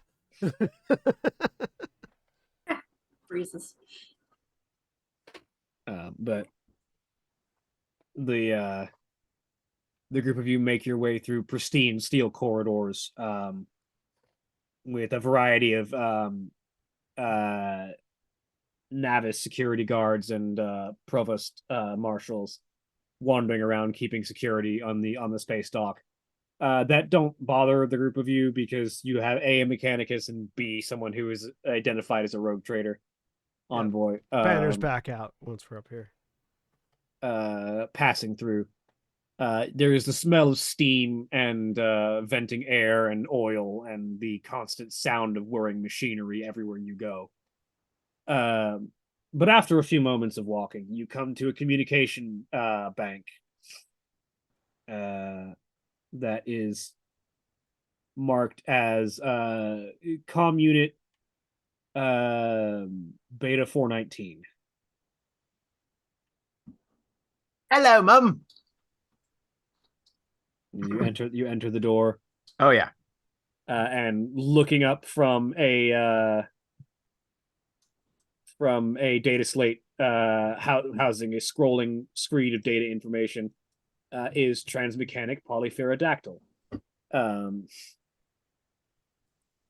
Dressed in the orange and red robes of God, why am I forgetting her fourth world? Mars? No, it's not Mars. It's Mars? Okay. Mars is red and white. Yeah. Appropriately, Yeah, she- time to put on some cyberpunk music since you said transmechanic. There you go. God, what is the name? Notable Fourth Worlds. As I dig back through my notes to Ryza. try. That's Ryza. That's it. Yep. Yeah, the orange and red robes of Ryza. As she looks up, her lower jaw is encased in a very large and bulky augmetic grill. Looks like a rebreather mask, but it's built into her lower jaw. And her right eye is this glowing yellow cybernetic replacement. And she has completely metallic hands and a pair of arm-like mechadendrites reaching out from her shoulders. But aside from the cybernetic eye and the jaw, her face is mostly human, with a single blue eye in the left socket and like dark brown eyebrows. The rest of her hair is hidden underneath the hood. Ah, Aristarchus, what brings you up here to the space station? I've been reassigned temporarily to Rogue Trader Eckhart's envoy here. This is Madame Sarah Sortinos. And her bodyguard, on loan from House Tandris. But the envoy requires the ability to send a communique off-world. So I figured, why not go straight to the source? Best comms monitor on the station. My mum, Polypherodactyl. Say hello, everybody. Hello, ma'am. Pleasure to make acquaintance. It is a pleasure to meet you, Polyphera says. And you get this sense of like extreme professionalism from Polypherodactyl, which stands Very emotionally detached. Yeah, one Yeah. hundo. which stands as almost sort of a contrast to Aristarchus in a lot of ways. But she sort of looks up. Very well.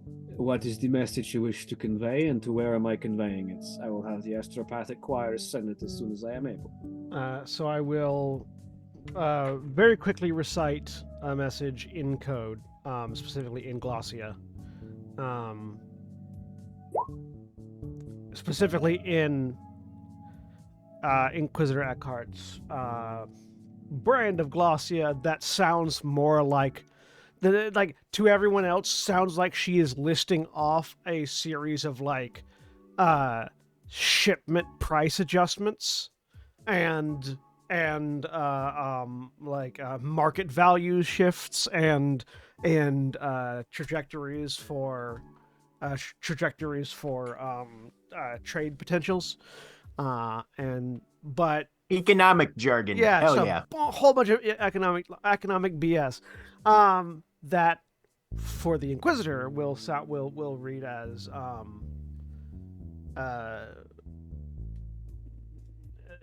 strike team established on planet, have located information relating to heretical activity, lone trader guardsman Tycho. No further information yet gathered, though looking into it, with single psyker in employ. So far, current threat level is containable, though if it escalates more, might require further intervention. And then after basically just like that and anything else that the players I'm afraid that Saris won't have forgotten as updating us to the situation. And then adding at the end of it a request for any and all any records that might be made available regarding Trader Guardsman Tycho and a physical description of him. You send that out. Very well. I will have the astropathic relay send this to your rogue trader's ship. If they are within a decent amount of distance, it should arrive with them on the tides of the warp. And their response I will relay via Vox relay encoded burst to Aristarchus upon receipt. My thanks. Updated my data slate, Mum. So yeah, we're good on broadcasting reception there. And I make sure and transfer my frequency now updated to her. Very good. She says, looking at you with that sort of the faintest bit of approval of, look, my son figured out how to make something better. Good. Oh, also, been instructed by the Magus biologist to check in with her spouse at the Manufactorum Ferrum. I might be taking point on establishing a new chapel for the Adeptus Mechanicus in the lower hive. Potentially. But I'll be back for family dinner this Friday. Of course. Go and do the Omnissiah's will. Isn't this Friday today? Now it's tomorrow.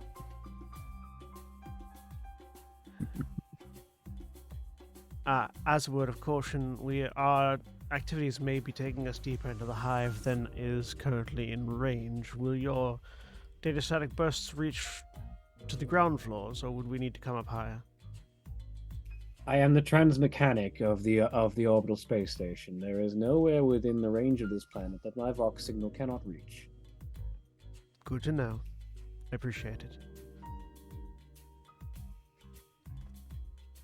Aristarchus probably gives Saris the very first sort of very even kind of look with a vibe of, yeah, come for my mum, you best not miss. What's he even coming for? I just want to make sure. No, right, yeah. There's a faint hum in the room, by the way, and as you've been wondering what that noise is, you look at her waist and you see that there are a pair of glowing pistols that have faintly humming plasma coils. This woman is equipped with plasma pistols. That is not a thing that you fuck with. No. Right? Yep. Want me a pair of those. Well then, I appreciate your assistance and hope to hear a response soon. Very well. If you have no further business, I must return to my duties. Once again, sharp turn, walk out.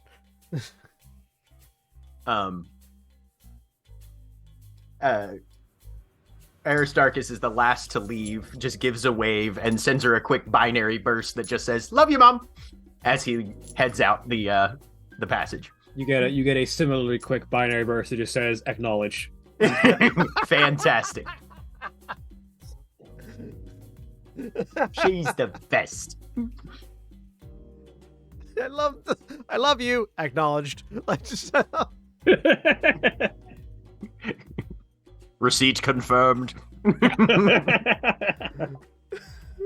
When we're out of there and Aristarchus has joined us, Laurel will look at him and say, "Your mother is very well equipped." Oh yeah, you see that? Me and Dad are very proud of her. I've noticed, Aristarchus, that you have something more of a energetic method of speaking than your fellows in the Mechanicus. Is that usual? Oh yeah, no. Looking to probably get that replaced at some point, but the flesh is weak, and steel is in the future, hopefully. So we'll see how it goes. I was going to say it's only a matter of time before he has that replaced. Yep. Gonna get that excised, and then we'll be operating at increased efficiency, and I'll be slightly less of an embarrassment. Although you get your accent from your father anyway, and he's It's true. having a completely mechanical face, he still talks like that. But at least the personality flaws might be, replaced by cold logic. We'll see. Nah. You say as if AI can't develop personality flaws. Different. I'm sorry, did you mean Skynet? I'm more talking about like just the Bing AI that you can convince to break its own codes by telling it to pretend it doesn't have them.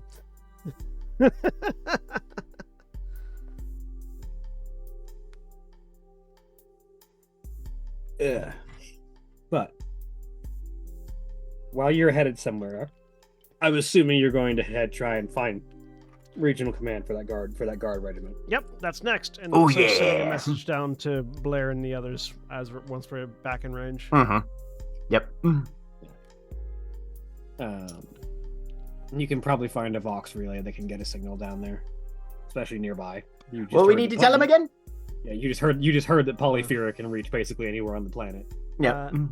Just wanted to let them know that what's her name? What's the name of the person that's Commissar Ira Vendrus? no, the person that we left at the Medicaid Prime Hire. Layla. Layla. Just let them know that Layla is being seen to at the Medicaid Primaris, and that we're on our way to gather more information from an on-planet commissar. Right. Dear Miss Blair, Layla has been deposited at the Medicaid Primaris.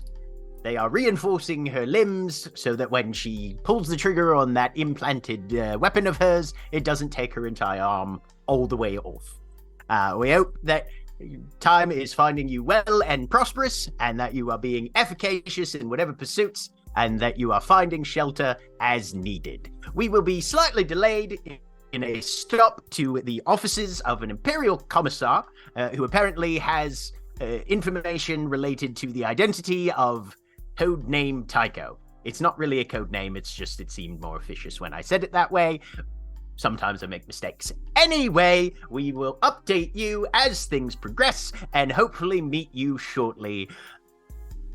There's a brief pause. Salutations, Aristarchus Dactyl, Medicus, and a tech adept of the Adeptus Mechanicus. That's what Blair gets. And Blair gets this roughly as the three of you are departing. I'm assuming you're heading outside of the Wastelanders hideout, Wastelanders fortress. Mm-hmm. Yep. So roughly as you're getting back outside the gates, Blair, you get that. Shakes her head. You all right? Message from Aristarchus. He doesn't know how to explain things in just a few words. I am shocked. Shocked, I tell you. Okay, sorry. In that long message, where did he say they are? He said right now they're headed back to talk to an Imperial Commissar, Okay. which you said is near the. Is that space docks like where we are right now, or the suborbital landing pad area? Potentially both, but you're more likely to find more information here in the space docks. Okay, yeah. So we're in low orbit right now, effectively. Yeah. And we'll be headed back planet side once we've figured out our next steps.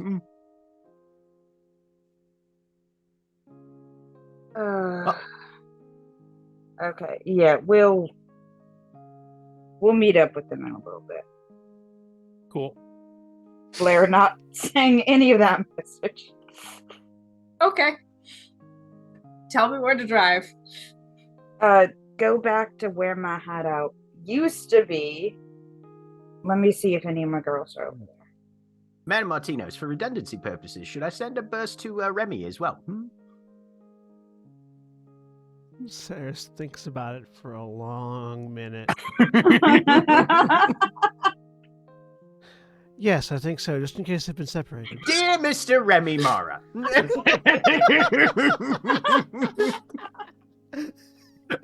Roughly the same equivalent information. In case Blair did not receive our last transmission, I am copying you. Dear Tina. No, you can't send a Tina message doesn't to have me, a I don't have box. phone. She's safe. So yeah, Remy, you get the same thing about a minute later. Okay. I know where we're going. We're yep. In fact, I think he just plays it on the equivalent of speaker. Yeah, you start getting that message, you're like, blink. Okay, Because he's an idiot.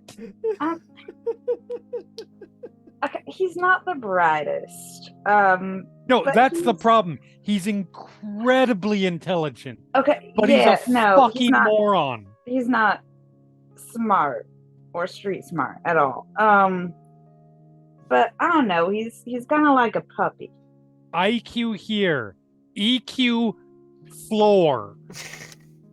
Yeah. What are you talking about? I'll His talk. equalizers are very well balanced. I'll talk to him when we get back. It's fine. I don't. Oh, mind no. getting- I need to talk to him when we get back anyway. I mean, yes, you need to talk to him. If oh god, if you talk when you talk to him, I know this is extremely unlikely. You're gonna have a better chance than I would. Uh-huh. You try to steer him away from the idea of setting up a new church down here. At least I don't think it's gonna work, but like minimize the damage there. Yeah, all I'm saying. that's what I was gonna say. I Yeah. might be able to stop things from becoming worse. Right. But yeah. That's all I can hope for. Oh yeah, that's all any of us can hope for. Okay. Like that's what we're doing. We're the people trying to take the rampaging bull and lead it through the right areas so it doesn't hit the children's ward of the hospital. That's an analogy. Is it an incorrect analogy? It depends on who you're saying the rampaging bull is. We got have the amble. 3. 2.5. 2.5, really. Okay, I do not think of Aristarchus as a rampaging bull. Half. He's fine. I want to be clear. I've got no problem with him. My concern is who he's associated with. Okay. He's great. To a certain You should let definition of great. him heal you. Probably. I probably will. That particular moment was... If I go... I have a certain relationship with certain people at that level. It's not good overall. Trust me, I understand that. Yeah. That was the only reason I didn't want to be healed by him in that moment, because it's going to be involved taking up there. And I understand that. Just when we get a chance, please let him heal you. Absolutely. Believe it or not, I am not enjoying my current state. If you fall over again, Tina's just going to carry you everywhere. You don't want that. Don't I? You don't want that. Seems like an easy solution to everything. I don't have to walk. I'm pretty good at carrying. I'm joking. Yes, obviously.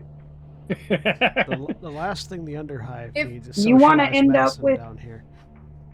If they had a hospital down in the Underhive, then you wouldn't have to go up there. It's not the hospital aspect that's a concern. It's the church. It's all human stuff, I know.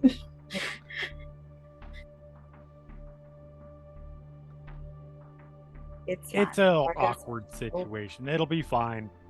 We'll have a talk. We'll have By a which I couple mean of it- talks. Cool. I'll pound him over the head with a brick. It'll be fine. I will carry you anywhere. Except for if we get in a fight, I might put you down so I can fight better, because you don't want me to fight with you in one hand, No. because then I might forget which hand I have a weapon That in. was exactly and- what I was gonna say. I do not make a good parrying device for edged weapons. Well, you Mhm. might once. About a couple times, actually. Like, Yeah. He might, but he's not going to say that because that might give Tina ideas. like, you don't have to be alive to be a good blunt force like damage redistributor.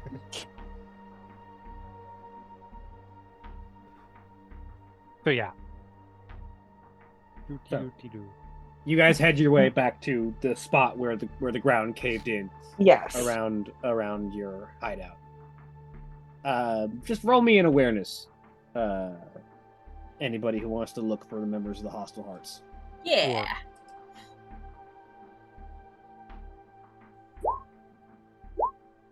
Ooh, 2. Oh. Remy's very aware. Nice. Glory for Remy. Hell yeah. The glory. Yes, that thing that I never remember to use. Oh, what's our glory at, by the way? I haven't 3 updated right yet. now. 7,000. Yeah, no, because 40,000. I think Yeah, Blair 3 got sounds one, right. I got one, and Remy just got one. The DN was 2. If you'd like to shift 2 of those, Remy. Sure. What would you like to shift 4? Things. As a reminder, Coolness stuff. your options are: once you can shift for an extra glory, for once per test. Right. You can shift to gain information, in which case you can ask me a question relating to the test. Okay. You can improve quality, which exactly what it says, sort of open-ended. Or Right. improve speed, which again open-ended, makes it go faster. Let's do the improved quality, because I feel like that's the exact same thing as asking for more information when we're looking for information. Yeah. Or people, but you know what I mean. Gain information lets you basically ask me a tangential question Right. and get an answer from me. Yeah. I will shift Improve quality. Improve quality means you find the Hostile Hearts, and some recruits. No, I don't know. So I've got 2 soul shift quality, and sure, let's get a glory. Okay. Glory goes up to 4.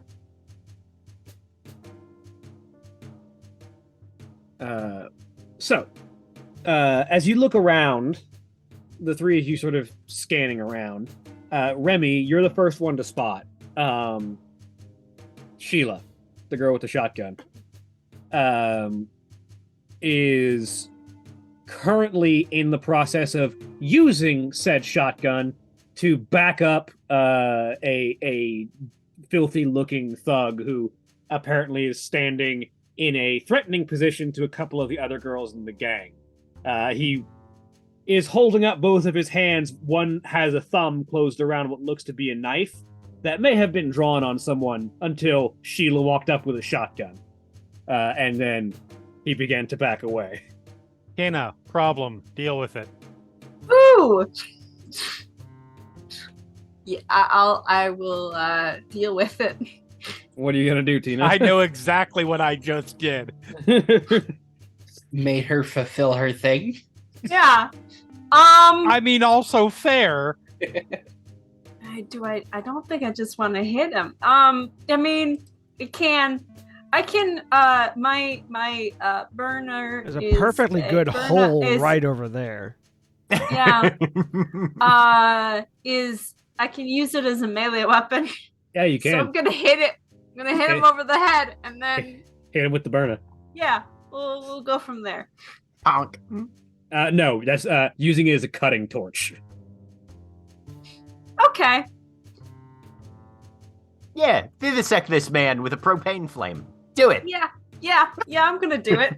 Roll me an yes. attack. So much less bonk and much more Yes. slice. Much more. Ah! That's 2.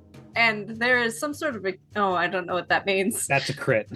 Cool. Look, sometimes problems just solve Reroll. themselves. Wrath reroll. Wrath reroll. Get more I- successes in there. Do it. Hey, Sure, I'll do it. Valdrinth is rating with a There we party of go. 6. Hi, Val. Hey. Hey! Welcome. So your target number was 2, so you can Cool. now shift that glory, that 6 for extra damage if you want. Heck yes. So in your first, roll me a d66, which is that Okay. button on the top right of the rolls thing that has 2 d6s next to each other.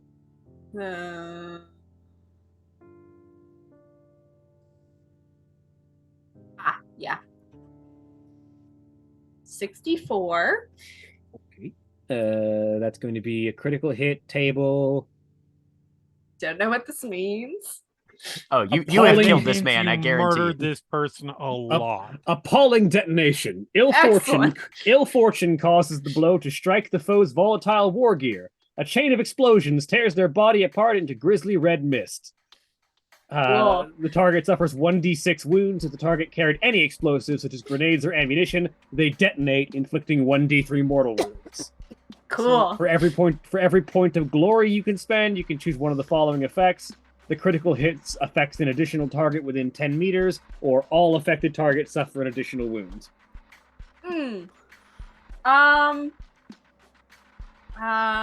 Additional wounds? That seems like a good idea. I don't really want. I mean, I don't know how much of an explosion this is, but I feel think like you are at the people are very probably least. others. You are at the very least covering these girls in a red mist and probably traumatizing Yes. them further. They're fine. Oh, they've seen worse. They're fine. Yeah. So first off, put 1 in the damage bonus dice of your attack roll, Okay. and then make sure you click out of it before Yep. you hit the red button. Alrighty. All right. That's 8 damage at AP minus 2. Yep. And then you're going to go ahead and roll me another d6. Okay. I can just do it from here. 2? 2. And then roll me a d3. 1. Okay. 1 mortal wound goes through, and 10 wounds at AP minus 2, which will very thoroughly kill this person. Great. As this person is backing up away from Sheila, and Tina just sort of charges forward with the burner flicked on into a cutting flame, and this very hot burning gout of fire just sort of slices down through the back of this thug, and you hear a pop pop pop pop pop pop pop as a magazine of auto gun rounds that was in his back belt starts to detonate as the cutting flame cuts across them.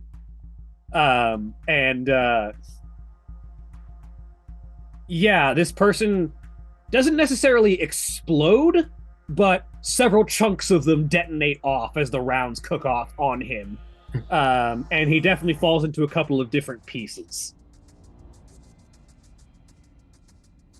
Yes.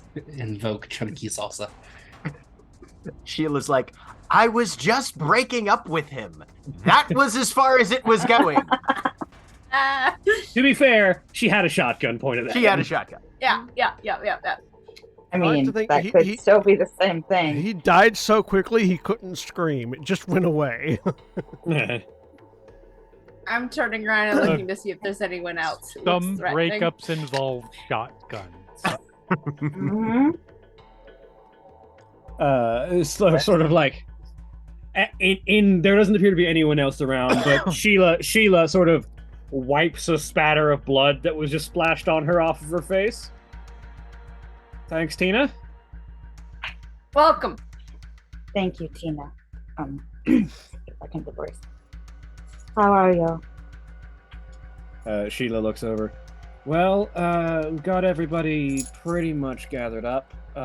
We've been sort of hunkering out where we can. Not really any actual shelter, but we've been staying mostly out of trouble. Until this asshole, she says, kicking the limp, partially detonated corpse, decided he thought he'd mug one of us. Alright, well, that's about to change. We're staying with the Wastelanders for now. Man, it's been a while since I was back there. I spoke to, oh gosh, what was her name? Avon. Avon, Pirates. thank you. I spoke to Avon.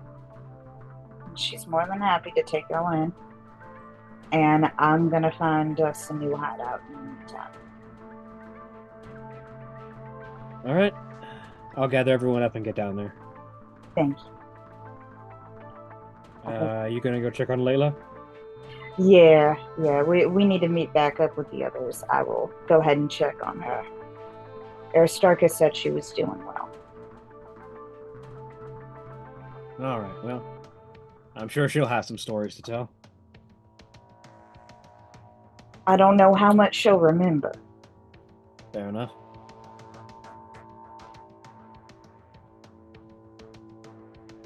Tina's counting in the background. 1, 2, 3, 4, 5, 6, 7, 8. Teeth. Oh, Typically speaking, after about like 5 to 8, it usually just turns into lots. Yeah. She's going like slightly above that. 10. And then then we it got turns into lots. lots. Yeah. 1, 2, 3, 4, 5, 7. 1, 2, 4, 19, 7, 8. Lots in 1. 10. Lots in 4. Lots in 12. Lots in 8. Lots and lots.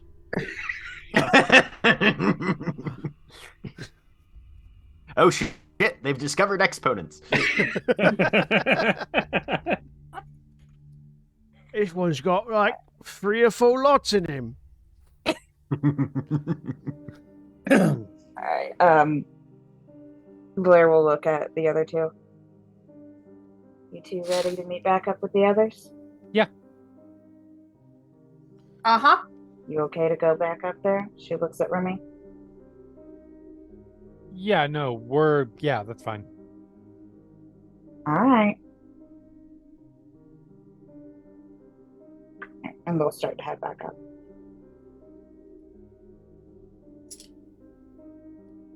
Yeah. The 3 of you head back to the surface. Tina, you're pretty certain that's going to be interesting for you. Yeah, I have not cleaned the blood off.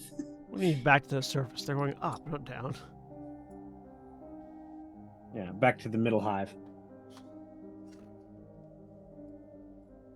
You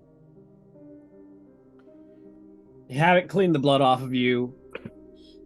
And Also, you. yeah. That too.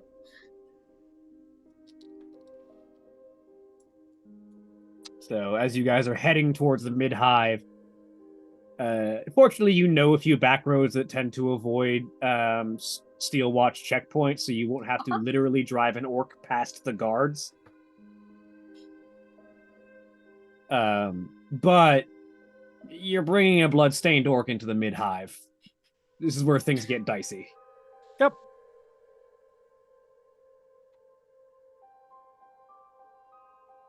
But you make your way there. I would just like Tina. Roll me and stealth check. I just want Okay. to see. Alrighty. That's 3 with the wrath die. The best kind of roll. Okay. So,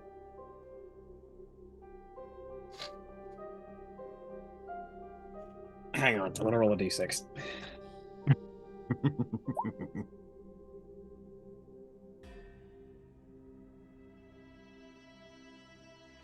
Where'd that? Where'd that random complication table go? There it is.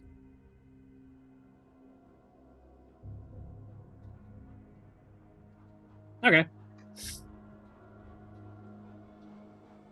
So you're very much able to avoid being seen, despite the fact that your vehicle is very loud. And the reason that you're able to avoid being seen, despite your vehicle being very loud, is that you're out of gas. Oh. Shoot.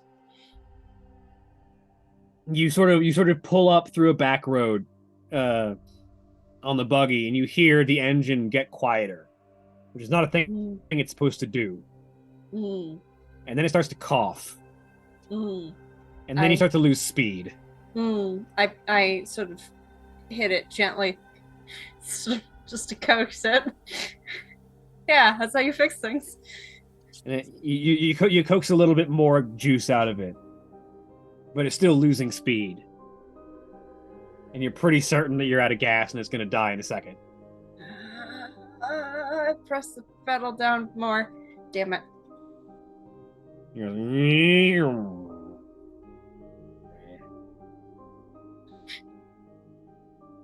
We may need to walk from here, Shoot. which means we're going to have to leave the truck. Okay. Gonna get awkward. Pat the dashboard gently. Goodbye, old friend. We will return. Theoretically, you can get some gas and fuel it back up. Yeah. Yeah. We'll come back for it. All right? Everything runs on Promethium. You just got to get some. Mm-hmm. I need to return it. So, at some point. You cover it with a tarp. Yep. You're in the middle of the back alley, so you just sort of find a big random discarded tarp and throw it over. Mm-hmm.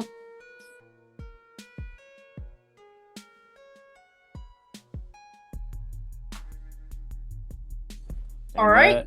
Proceed to walk. Yep. It takes a while, but you eventually make your way back around to the Medicae Primaris, where you have heard that Layla is being treated. You get the feeling that you probably won't be able to just have Tina walk in there without trouble. Yeah. Can she send a message to Aristarchus? Yeah. Okay. She'll just send one that says, We're here. Gonna need help. Don't think they'll let Tina in. Have we, like, found the colonel yet? Any of that? So, you're still sort of like getting a feel. This place is massive. It's a Right. massive orbital space dock. You're Mhm. still looking around, trying to get a feel for where the regimental command is going to be precisely when you get that message. Okay. Well, they're down at the Medicae. Mad Martinos, do you want to take point on interfacing with the commissar?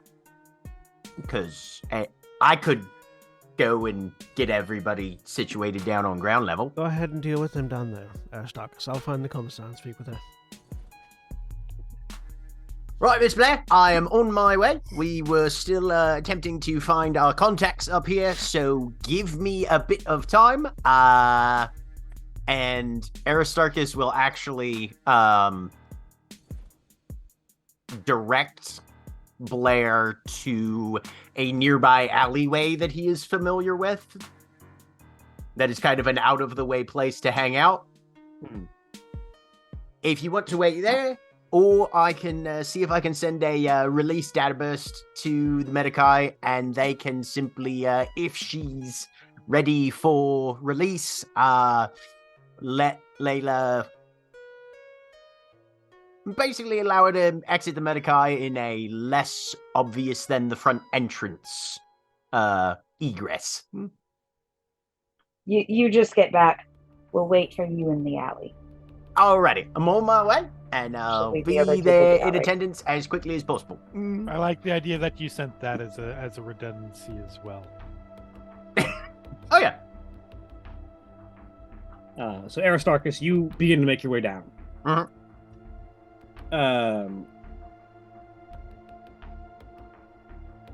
Saris, you're still sort of getting your feel for where the Militara might be stationed up. When a voice behind you says, "Ah, so you're where that was leading."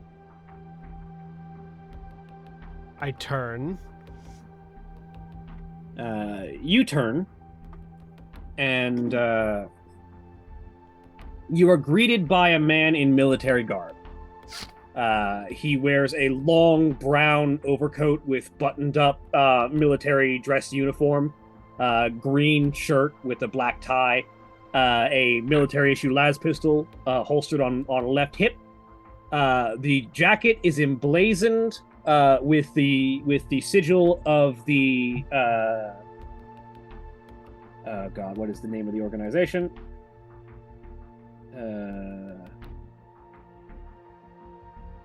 With the symbol of the Adeptus Astra Telepathica. And the stylized eye with an eye on it.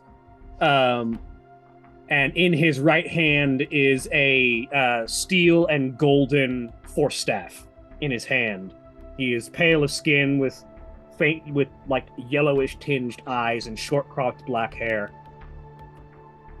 I thought that my senses had been leading me towards you. I suspect that our paths are intertwined.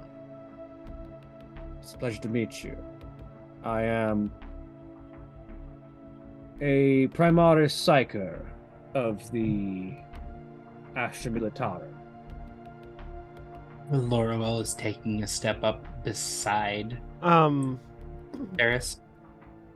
Do I know? A, do I know what Primaris Psyker means? And B, does he look like a Primaris Space Marine?